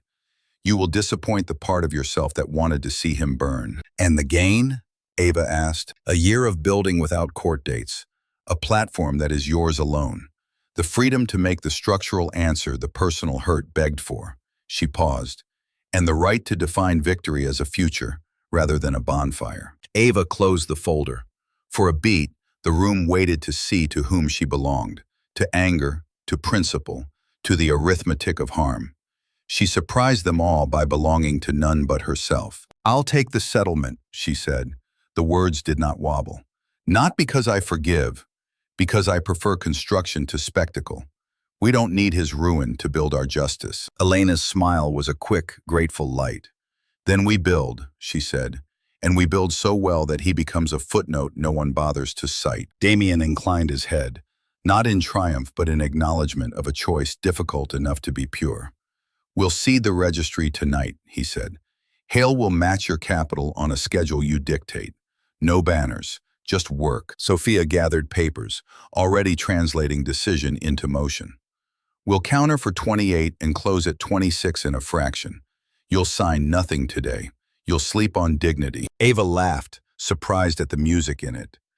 "Dignity sleeps very little," she said, and the line, absurd and true, loosened the room. They broke for coffee that went cold, and for a silence that didn't. Damien stood at the window as if measuring rain. When they were alone, he spoke without turning. "This was the braver choice," he said, "not because it hurts more, because it will be invisible to people who only learn from fire." She joined him at the glass.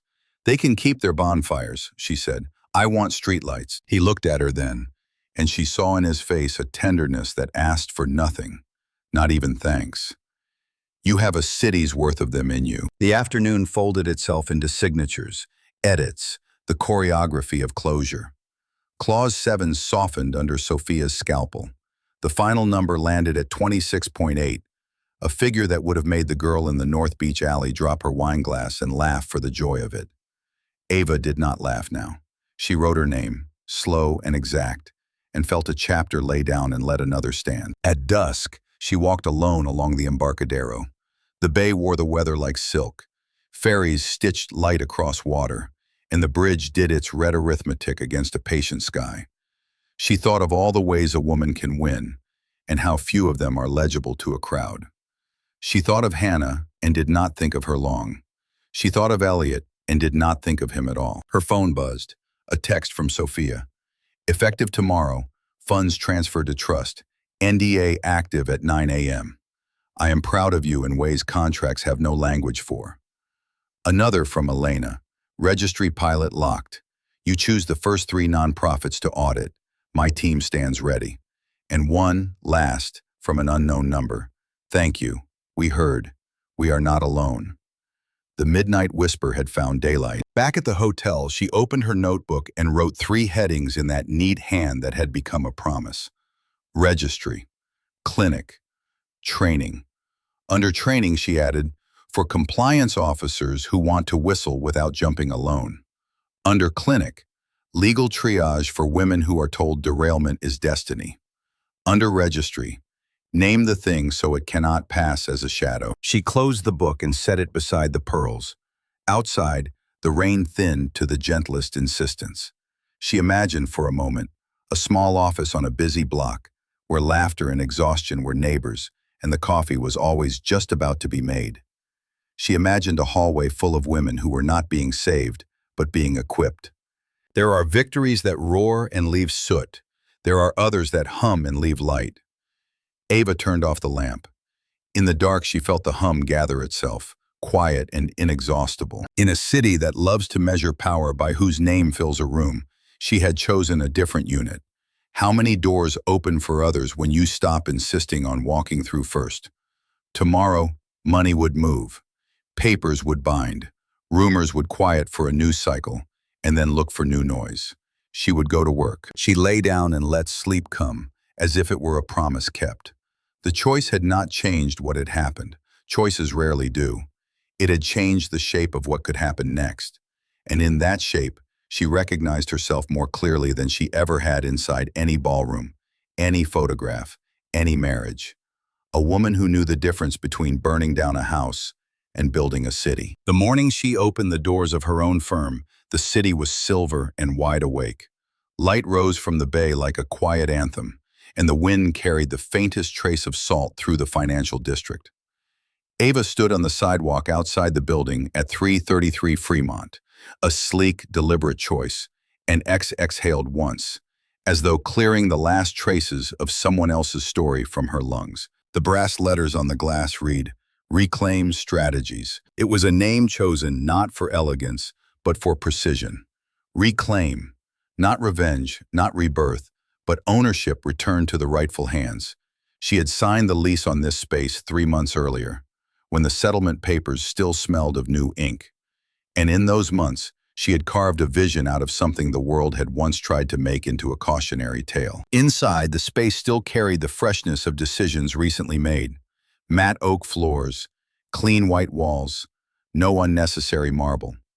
A single long table occupied the center, flanked by workstations meant for a team that hadn't yet fully assembled, but soon would. On one wall, a line of framed quotes stretched like quiet witnesses. The one nearest the door read, "Power is not something you take.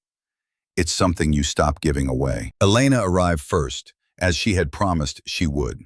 She was wearing a navy trench coat and carried her laptop tucked beneath her arm like a blade. "The city's talking," she said, dropping her bag gently onto a chair. "They're waiting to see what you'll build." "Then let's give them something they can't own," Ava replied. The morning unfolded in quiet precision. The first employees, 5 of them, all women, all with stories not unlike Ava's, signed their contracts around that table. They didn't shake hands like supplicants. They signed like people who understood what they were building. 2 were compliance officers from institutions that had dismissed their instincts for years. 1 was an accountant who had spent a decade watching men rewrite credit and blame in the same breath. Another was a young attorney who wanted to build law into shield, not spectacle. They were not starting a company. They were starting an answer. By noon, the hum of work filled the room. It was soft at first, laptops waking, coffee brewing, but it built the way a pulse builds when a heart remembers its strength. Files stacked, emails went out, and the city's financial bloodstream felt a new node stitching itself into existence. Ava's first public act as founder came that afternoon. The registry, the transparency tool she'd dreamed of in the hours between court filings and headlines, was finally live. Clean, public, unapologetic. It was designed to track conflicts of interest, offshore asset paths, and procurement disclosures in a way that stripped away the noise of narrative. No adjectives, just evidence. When she clicked the launch button from her office, there was no champagne, no speech, just a quiet rush of code stepping into the world to do what so many people had been told couldn't be done. Within an hour, 3 nonprofits submitted their first audits voluntarily. 1 hospital foundation requested onboarding. A small logistics firm, a name she remembered from the fog of her divorce, applied for registry status, determined to prove they weren't like the men who'd stolen its reputation. It was happening. Not tomorrow, not in theory, now. That evening, Damien arrived, not with flowers, but with 2 cups of black coffee. "You're trending," he said with a dry smile, leaning in the doorway of her new office. And for once, not because of a man. "I've been trending before," she said, meeting his eyes, "but never on my own terms." He stepped inside, glancing at the whiteboard wall behind her where arrows and timelines bled into ambition.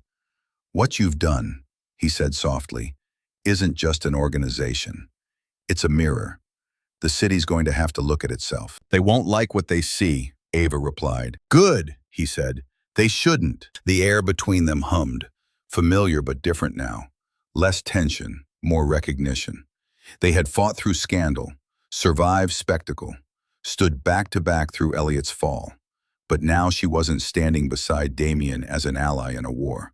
She was standing on her own ground, and he knew it. "Your launch broke 2 group chats in my board this morning," he said lightly. "Half of them are terrified. The other half want in." "Let them line up," she answered. "But this isn't theirs to buy. It's theirs to comply with." He smiled, not a strategist's smile, but a man's smile. One that saw her exactly as she was in this moment. Not a wounded woman who'd recovered, but a force that had arrived. 2 weeks passed. Reclaim Strategies didn't announce itself with ads or glossy campaigns. It grew like architecture, line by line, blueprint by blueprint. Foundations, funds, and companies began registering their disclosures because they realized silence now carried a cost. Whispered gossip from the old social circuits no longer cut into her. They dissolved against the structure of something too solid to be dismissed. When Elliot's firm released a statement about their voluntary commitment to transparency, it wasn't seen as leadership. It was seen as following Ava. On the 3rd Friday, the office hosted its first open table, a concept Elena had insisted on. No press, no fanfare. Just women in finance, law, and policy sitting around a long table after work, talking not about men who failed them, but about structures that would not fail others. Laughter lived there, not as decoration, but as proof. Ava watched from the end of the table as 2 junior analysts debated offshore disclosure standards with the ferocity of people who believed their voices mattered. One of them, a young woman with tight braids and fire in her eyes, turned to Ava mid-sentence. "You built this," she said, not as a compliment, but as a fact. Ava didn't answer. She didn't have to. The sound in the room, the hum of women making policy instead of surviving it, was the reply. After midnight, when the last light dimmed, Damien joined her on the rooftop. The city stretched below them, every bridge lit like punctuation. "You've changed the weather," he said. She wrapped her arms loosely around herself, not from chill, but to hold the magnitude. "No," she said. "I just built a place where storms can't lie anymore." He stepped closer, not to possess, but to share the view. "Elliot doesn't exist in this version of your story," he said. "That's what terrifies him." "That," she answered, "is not my concern anymore." The silence that followed wasn't heavy. It was full, the way night is full when it belongs to no one. The city kept breathing. And Ava, for the first time in years, felt no trace of survival on her skin, only authorship. She wasn't recovering anymore. She was founding, and the world had begun to adjust its orbit accordingly. June arrived like a quiet verdict. Fog gentled to a veil, mornings lit from beneath as if the bay were rehearsing for grace. Reclaim Strategies had found its hum. Meetings that began on time and ended with a plan. Women arriving early because the work felt like a place, not a task. In this rhythm, Ava discovered an unexpected luxury. Space in her own head. Silence no longer threatened her. It steadied her. The headlines grew less interested in Elliot and more interested in outcomes. A hospital foundation published its first conflict report without flinching. A pension fund adopted the registry wholesale. The story at last was not scandal but structure. And yet, somewhere under all that competent daylight, a softer current began to move. It started with a missed dinner reservation. Hale Ventures had stacked diligence meetings back to back, and when Damien finally texted, "Rain check?" the words arrived with a humility she didn't associate with men who keep their names on buildings. "Come by after," she wrote, "no ceremony." He showed up at 10 with his tie in his pocket, rain in his hair, apology in his eyes and not on his tongue. She handed him a towel and set water to boil as though this were the kind of evening they had been having for years. He took in the office, the notebooks, the whiteboard full of arrows wearing dates like small medals. "You've built a room that tells the truth," he said softly. as if telling a secret to the wall. It feels like oxygen. She plated pasta, and they ate at the long table where contracts were usually signed. Work tried to get a word in. He reached for an update. She reached for a folder. And then they both laughed at the choreography of it. He sat back. "We can talk about governance in the morning," he said. "Tonight I'd rather know how you are." It was such an ordinary request that it hurt. She told him about her mother's garden in Oakland and the way hydrangeas had taught her patience. He told her about the French school where he learned that mispronouncing a word could make a room cruel, and how his mother had made the house kinder than any classroom. He didn't offer these as credentials. He laid them gently between them like photographs meant to be looked at and then put away. After, they stood by the window and watched rain write silver lines across the streetlights. He did not reach for her. She did not step away. The distance between their shoulders felt like a promise either of them could keep. In the weeks that followed, meetings gave way, here and there, to moments that didn't belong to the calendar.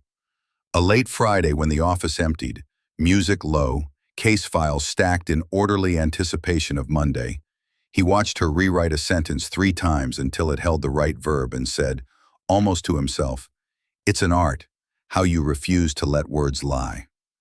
A Sunday morning in North Beach when she pointed at the bakery where she'd once believed in forever and found that the memory no longer threatened her future.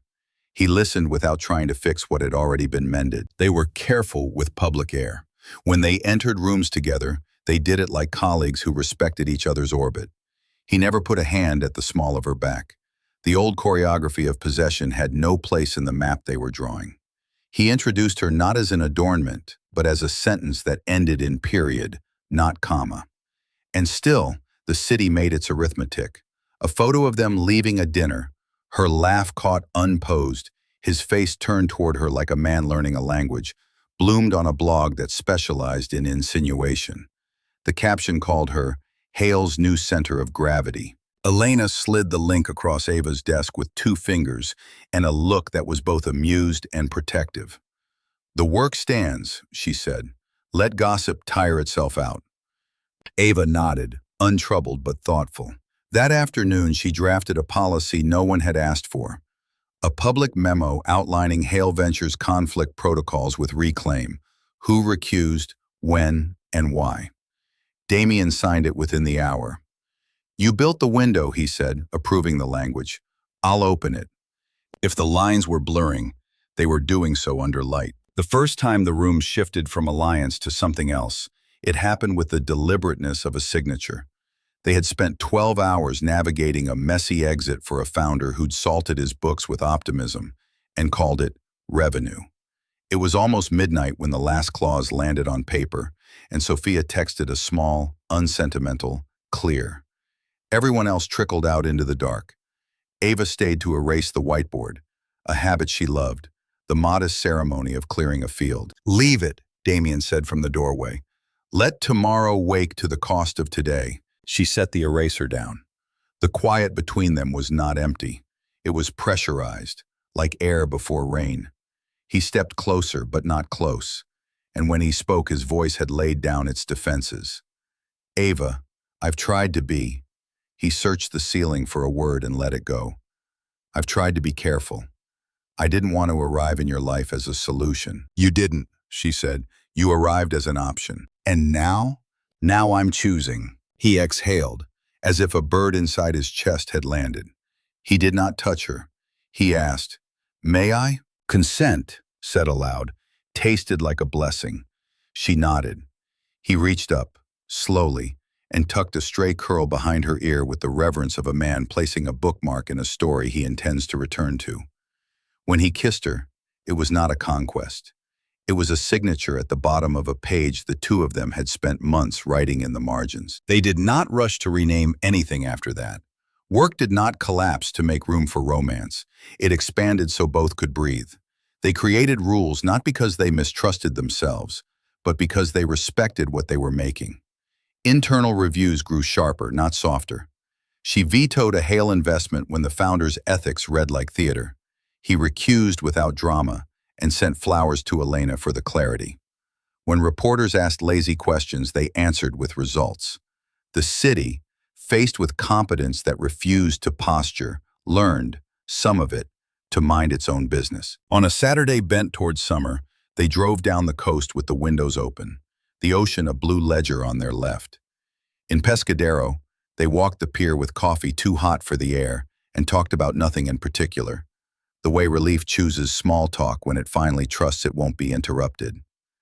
At the end of the pier, gulls argued over a scrap of bread with comic ferocity. Damien laughed, and the sound surprised them both. "I forgot," he said, embarrassed, "that I know how to be ordinary." "You were never ordinary," she said.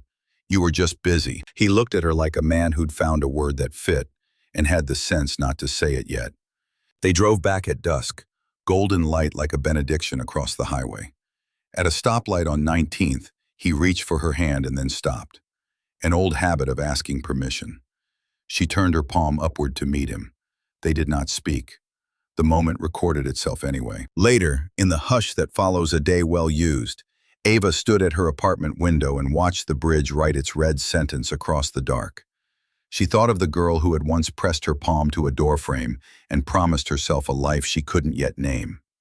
She thought of how love had returned, not as anesthesia but as clarity, something that sharpened her work instead of softening it. Her phone vibrated. A message from Damien. "I'm grateful for the way you keep the world honest, including me."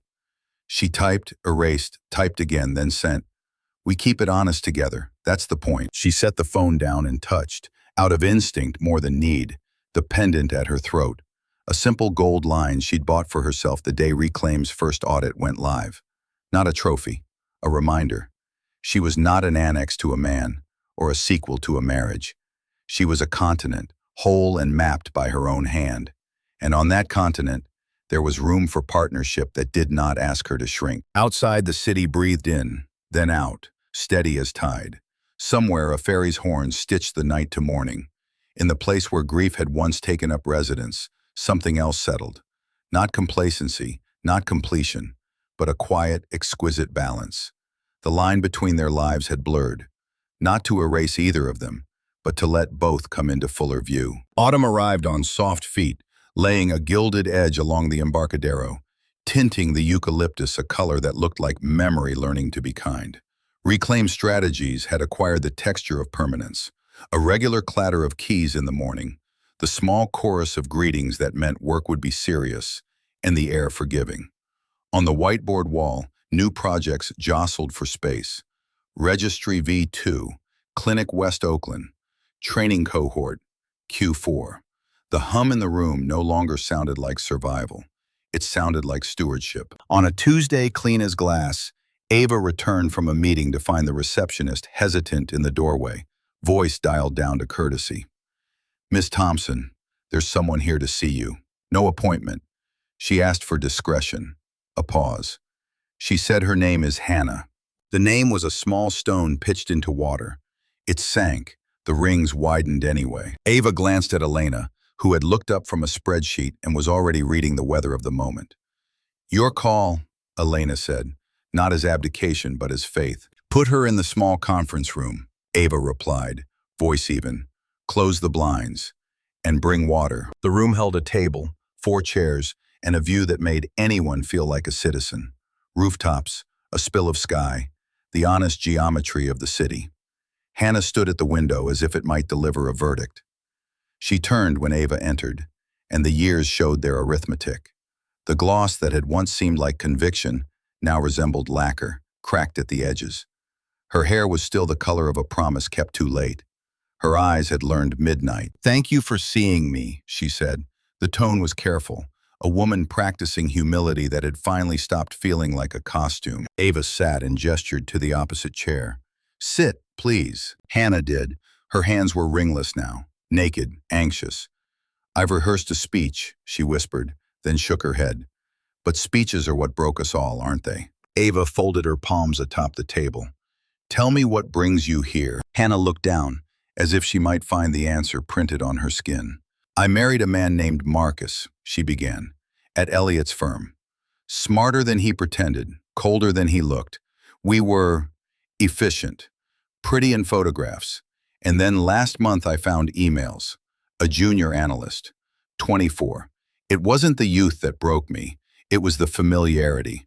The choreography was exact. I knew the steps because I had once danced across your living room. The room received the confession. It did not reward or punish it. The blinds made a considerate hush. I deserve this, Hannah said, meeting Ava's eyes at last. I know that's not how grief works, but I keep trying to make it math. To balance the books, there's no balance. There's only consequence. Ava let the words sit. Consequence. The sister of justice with fewer banners and more time. She poured water for both of them, a small ritual in which dignity pours for everyone. What do you need? She asked.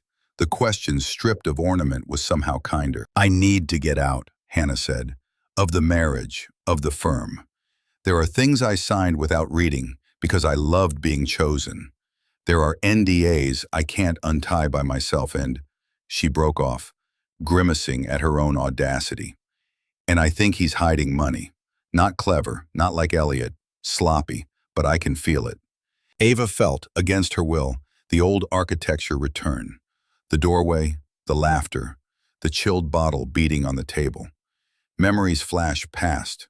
Only the blueprint remained. She opened a folder and slid a blank intake form forward, the same paper any woman received. If we take you on as a client, she said, you'll work with our lead attorney, with compliance, with counseling if you want it. We won't burn the house down for sport. We'll get you out with what you're owed and the self you forgot to pack when you moved in. Tears surprised Hannah the way a forgotten song surprises the room it enters. She looked almost angry to find herself crying. How are you capable of this, of kindness? I was cruel to you. You were irrelevant to me, Ava said, not unkindly. Eventually. But irrelevance is not the same as contempt. You were part of a story I stopped telling. Now you're a woman who needs a map. She tapped the paper. Let's draw one. They worked. Facts first, always. Dates, accounts, the shape of a relationship made legible so it could be lawfully untied. Hannah's voice steadied as she enumerated harms, not to rehearse pain, but to define the edges of it. She produced a folder, a thin thing whose weight belied its contents, screenshots, a receipt, a photograph of a ledger entry that had no plausible reason to exist. Elena joined quietly, took one look, and raised an eyebrow that meant yes, there, and there. I can't pay what your firm deserves, Hannah said at last, exhausted by honesty. We'll decide what justice deserves, Ava replied. Sometimes that's money. Sometimes it's a precedent. Sometimes it's a door you hold for the next woman who comes to it shaking. You'll know which one when we're done. They rose. At the threshold, Hannah hesitated. If you need an apology… I don't, Ava said gently, but you do. Give it to the woman in the mirror when you can say it without punishing her. Then get on with your life. Hannah nodded, a little stunned by mercy that didn't excuse. When she left, she looked smaller and, paradoxically, more whole. Ava stood a moment longer in the empty room, palm on the back of a chair the way a person touches the banister of a house they intend to keep. The past had come calling, not as a ghost but as a petitioner. She had given it a form to fill out and a timeline to obey. It felt like closure grown up. That night, the office's long table learned a different kind of candlelight. The open table drew women who had read about the registry and wanted to know what courage looked like, close up. They ate simple food and told complicated truths. Stories arrived like constellations, distant points suddenly meaning something when seen together. A banker admitted she'd been the lone dissent on a loan committee and had learned to survive by becoming unignorable. A founder confessed she'd built her cap table like a democracy and wondered when the market would stop punishing her for it. Laughter came and went, an honored guest. Damien joined late, sleeves rolled, carrying a pie as if this were the most natural thing in the world. He took a quiet seat, listened more than he spoke, and when asked, offered the kind of advice that doesn't need to hear itself out loud. At one point, he glanced at Ava across the flowers and the notebooks and the half-empty glasses and gave her a look that felt like standing in sunlight after weeks of rain. Not salvation, simply weather-aligned. Elena leaned in close and murmured, "Karma works best when we stop tending it." You know, Ava smiled. Karma has a good blunt instrument, consequence. I prefer architecture. Same instrument, better music, Elena said, and clinked her glass softly against Ava's. 2 weeks later, consequence, architecture, and music decided to harmonize. Sophia called from the courthouse with the tone of someone who had just watched a door open because the right word had finally been spoken. We got Hannah a temporary restraining order on the joint accounts, she said. Also, Marcus's counsel blinked. There's a side ledger. We'll turn it into daylight by Friday. Ava thanked her, then sat alone in her office for a minute that felt like a small cathedral. She thought of the night she had stood in another doorway and learned what the word annulment felt like when applied to trust. She thought of how distance had changed the geometry. Tonight's woman was not her enemy. She was the next inhabitant of a city in which men would have to learn that cruelty is billable. Her phone vibrated. Unknown number. She answered and heard a man's breath decide to be words. Ava, Elliot said. The sound of his name in his own mouth carried less weight than the whir of the air conditioning behind him. I saw the filing. You're helping her. I'm helping a client, she said. Silence folded on itself. I thought Karma would at least have the courtesy to be dramatic, he said finally, bitterness looking for a window. Instead, it's bureaucratic. Karma is a headline, she replied. Consequence is paperwork. She let that rest, then added, not unkindly, do the work, Elliot. He hung up without finding where to place the sentence. A chill crept into evenings. The bay shrugged on its steel and sapphire. Reclaim's clinic in West Oakland opened in a narrow storefront that had once sold shoes and now sold a different kind of future. On the first morning, a line formed. Not tragic, not sensational, simply human beings asking for an hour with someone who would teach them the arithmetic of their own survival. A young woman in a green coat stepped to the desk, hands trembling with either fear or coffee. I don't want revenge, she said. I just want a map. Ava, passing through, heard the sentence and felt it settle into her like a new baseline. Maps, not matches. Streetlights, not bonfires. She could build a city on that. That night, she and Damien walked home along the water, their steps unconsciously synchronized. The bridge threw its red bones across the sky.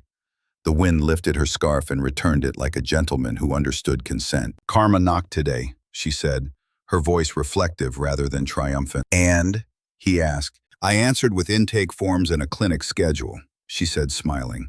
It felt like justice grown practical. He looked at her, and the admiration in his face had nothing to do with romance, and everything to do with respect wearing its best suit.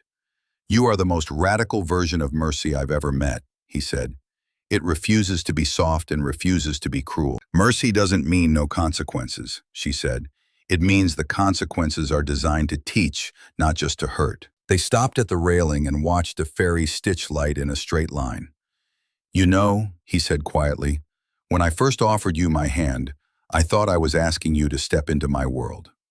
Turns out, I was asking for admission to yours. Granted, she said, with conditions. He laughed, the unembarrassed kind now, and reached for her hand without asking, because he had learned the answer and because the question was already visible in the way she turned her palm upward to meet him. Behind them, the city kept doing its work. Trucks moving, trains arriving, windows lighting, kitchens rinsing. Somewhere, Hannah sat at a table, reading a draft that made escape look like a plan instead of a scandal. Somewhere else, a man stared at his ledger and met, for the first time, the boredom of having to be honest. Ava closed her eyes and let the night write itself against her skin. The grit, the salt, the promise.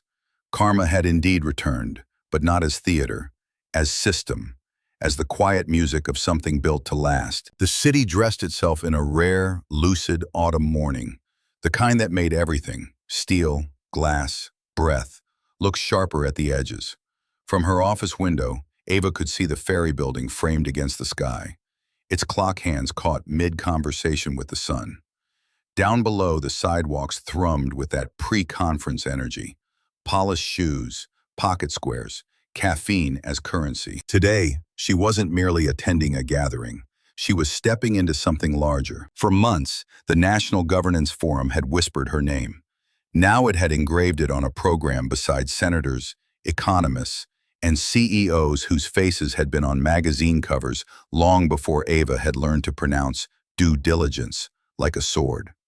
Reclaim Strategies had shifted from a headline to an institution, and Ava, whether she liked it or not, had become the face of a new kind of power. Backstage at the convention hall was a hive, technicians whispering in comms, assistants trailing wires, makeup artists dabbing away nervous shines. The stage beyond was cathedral-sized, a wall of curved screens, amber lighting, a semicircle of chairs.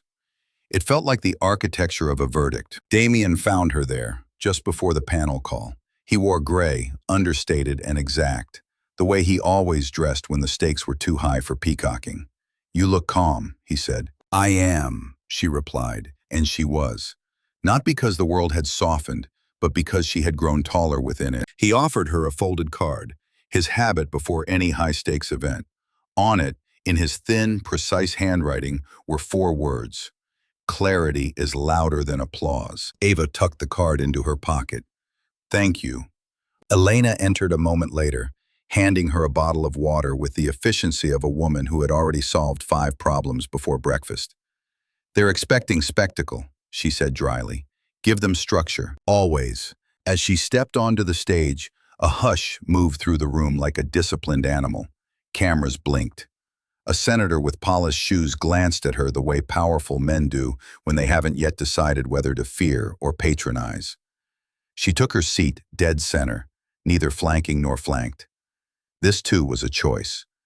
The moderator began with the usual courtesies, but the audience wasn't listening for greetings. They wanted the storm.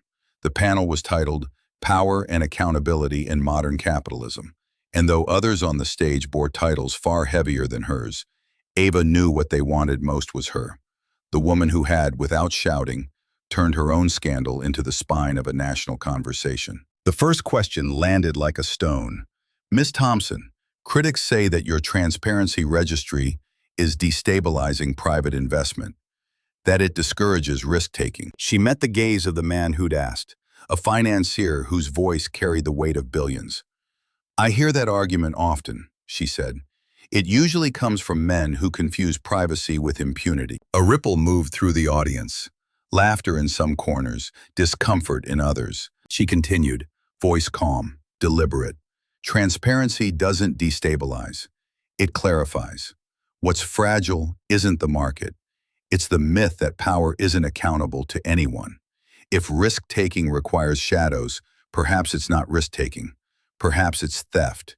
The financier leaned back, a smile like a bruise forming on his face. But the room shifted. They always did when someone named what they had been told not to see. Another panelist, a former Treasury official, attempted a deflection. Talk of innovation, competitive edge, regulatory burden. Ava listened without interrupting, then leaned into the microphone with the kind of precision that made other people straighten their posture. "Power," she said, "is not a private performance. It's a public inheritance. We are stewards, not kings." Silence landed like a new law. Later in the Q&A, a young woman from the audience stood, barely 30, blazer too big for her shoulders, voice shaking just enough to matter. "Miss Thompson," she said, "how do you do it? Stand in rooms like this, in front of people who once decided what mattered, and tell them they don't own the rules anymore." Ava's throat tightened for the briefest moment, not with fear, but with the weight of recognition. She saw herself in that young woman, standing once in a ballroom where her worth had been measured in who she'd arrived with. "I don't," she answered. "I remember that they never owned the rules to begin with. They just made everyone else forget. My work isn't about defiance. It's about reminding the room of its true architecture." The applause began slowly, not the brittle applause of politeness, but the grounded kind that grows from conviction. Backstage afterward, officials and CEOs clustered around her like moths in good suits. Some were hungry for alliance, others for camouflage. Ava knew the difference. She accepted their handshakes, smiled without surrendering, and filed names into the mental ledger where future decisions lived. One of the last to approach was the senator, who'd looked at her earlier with quiet calculation. Up close, his face was handsome in the way expensive wine is handsome. Aged well, designed to be admired. "You shook the room," he said, "and you didn't have to raise your voice." She tilted her head. "The truth is efficient that way." He smiled. "We're drafting new procurement transparency standards. I'd like you to co-chair the advisory panel." For a moment, the old version of her, the one who once believed proximity to power was itself a kind of achievement, would have fluttered. But the woman she had become felt something steadier, the quiet satisfaction of earned influence. "I'll consider it," she said, "if the panel has teeth. I don't do ornamental governance." His smile faltered, then deepened. "Then perhaps we need you more than we'd like to admit." That night, she returned to her office after the noise had drained out of the day. The building was still, the glass catching the last glimmer of streetlights. Damien waited in the doorway, leaning against the frame like a man who'd rather observe than interrupt. His tie was gone, his eyes proud. "You moved the center of gravity," he said. "No," she corrected softly. "I reminded it where it belongs." He walked toward her, not in a rush, just steady. "I've seen people hold power. I've seen people chase it. You build it into something bigger than yourself." She smiled, almost shyly. "That's the only way it lasts." For a while they said nothing. He stood beside her at the window. The city, bright and pulsing below, looked less like an opponent than it once had, less like a maze and more like a stage where she finally chose her entrance, her lines, and her exit. The old kind of power had once lived on balconies, whispered in corners, bought its way into permanence. What she was building lived under streetlights, written in daylight, carried by people who didn't need permission. As midnight approached, she stood alone at the glass, watching the bridge stitch its red light across the water. This, she thought, was what power should feel like. Not ownership, not dominance, not applause. A steady pulse in the dark. A structure you could build a city upon. A stage no longer reserved for someone else's name. Winter came with a gentleness that felt earned. The bay wore its steel calmly. Mornings opened like clean pages. On the first day of the year, Ava unlocked the glass door at 333 Fremont and stood in the quiet of what she had made. Oak floors, a table that had hosted both strategy and soup, a whiteboard scrolled with the handwriting of women who were done whispering. The thermostat clicked, the lights rose, the room inhaled. Ava moved slowly through the space, palming the backs of chairs as if taking attendance. Here, a chair where a founder had wept, not from despair but relief. There, the corner where the first audit went live and someone, she'd never discovered who, left a sprig of rosemary for remembrance. On the far wall, the quotes she'd framed hummed like tuning forks. She stopped at the one she'd added in December, a line she'd copied from her mother's kitchen magnet and promoted to doctrine. "Do not be reduced, be distilled." The city had learned her rhythm. Grants now wrote themselves toward her mission. Boards called not for her name, but for her practice. The registry's second version had launched with teeth and mercy. The West Oakland Clinic had doubled its hours and halved its waiting list. Hannah signed her final documents with an unfussy pen and thanked Ava not for compassion, but for design. Even Elliot had disappeared into a quieter sentence. Employed, solvent. No longer the author of anyone's fate. It was not triumph. It was the weather after a storm finally remembers how to be ordinary. At noon, Reclaim's team flowed in. Boots stamped clean, scarves unwound, laughter quickened by cold. Elena briefed in her usual cadence, efficient and warm. 5 new applications for disclosure status. Press requests declined. A quarterly plan inked and ready to argue with optimism. Meetings braided themselves into early afternoon, not like battles but like stitching, steady, useful. Between calls, Ava looked out at the water and thought of beginnings as a kind of habitat, not a date on a calendar. She remembered the woman at a different threshold months ago, palm on a doorframe, learning that love takes many forms and possession is none of them. She remembered the midnight whisper that had named the first true door. She remembered standing at a podium and discovering that clarity, spoken cleanly, could draft a room into truth. The elevator chimed. The door opened. Damien walked in carrying a paper bag that smelled like cinnamon and winter citrus. He was bareheaded, stubborn, handsome, slightly wind-flushed, and he held the bag aloft like an offering to the gods of good mornings. Obligatory first-day pastries, he said. Elena threatened to unionize if I brought anything gluten-free. Wise of her, Ava replied, smiling. Come in. The year needs sugar that tells the truth. They sat at the long table with coffee that refused to cool, breaking pastry with the quiet intimacy of people who know when to speak and when to honor the grace of chewing. Conversation moved from governance to groceries to the kind of pettiness that marks healthy workplaces. Someone had swapped the markers, again, caps mismatched like shoes after a party. Outside, a gull rehearsed its single joke and laughed obligingly. Damien wiped a thumb along the rim of his cup. He had a stillness a room could lean against. There's a place in Mendocino, he said, casual as weather. Cliffs, cypress, a docile ocean. They built a small amphitheater out of wind and patience. I'd like to take you there, and I'd like to ask you something in the kind of air that doesn't lie. Ava set her cup down. Her heart nudged forward, not with fear, but with recognition. Ask me here, she said. Let the world watch and then mind its business. He smiled, that unadorned smile she had learned to trust. He reached into his jacket and took out a small velvet case that had the audacity to be cliché and the grace to be simple. He didn't open it. Instead, he rested his other hand, palm up, on the table between them. Ava Thompson, he said, and the name in his mouth sounded like respect wearing its best shoes. Will you keep doing this with me? Building government in rooms that don't pretend. Translating love into governance and governance into love. Will you marry me?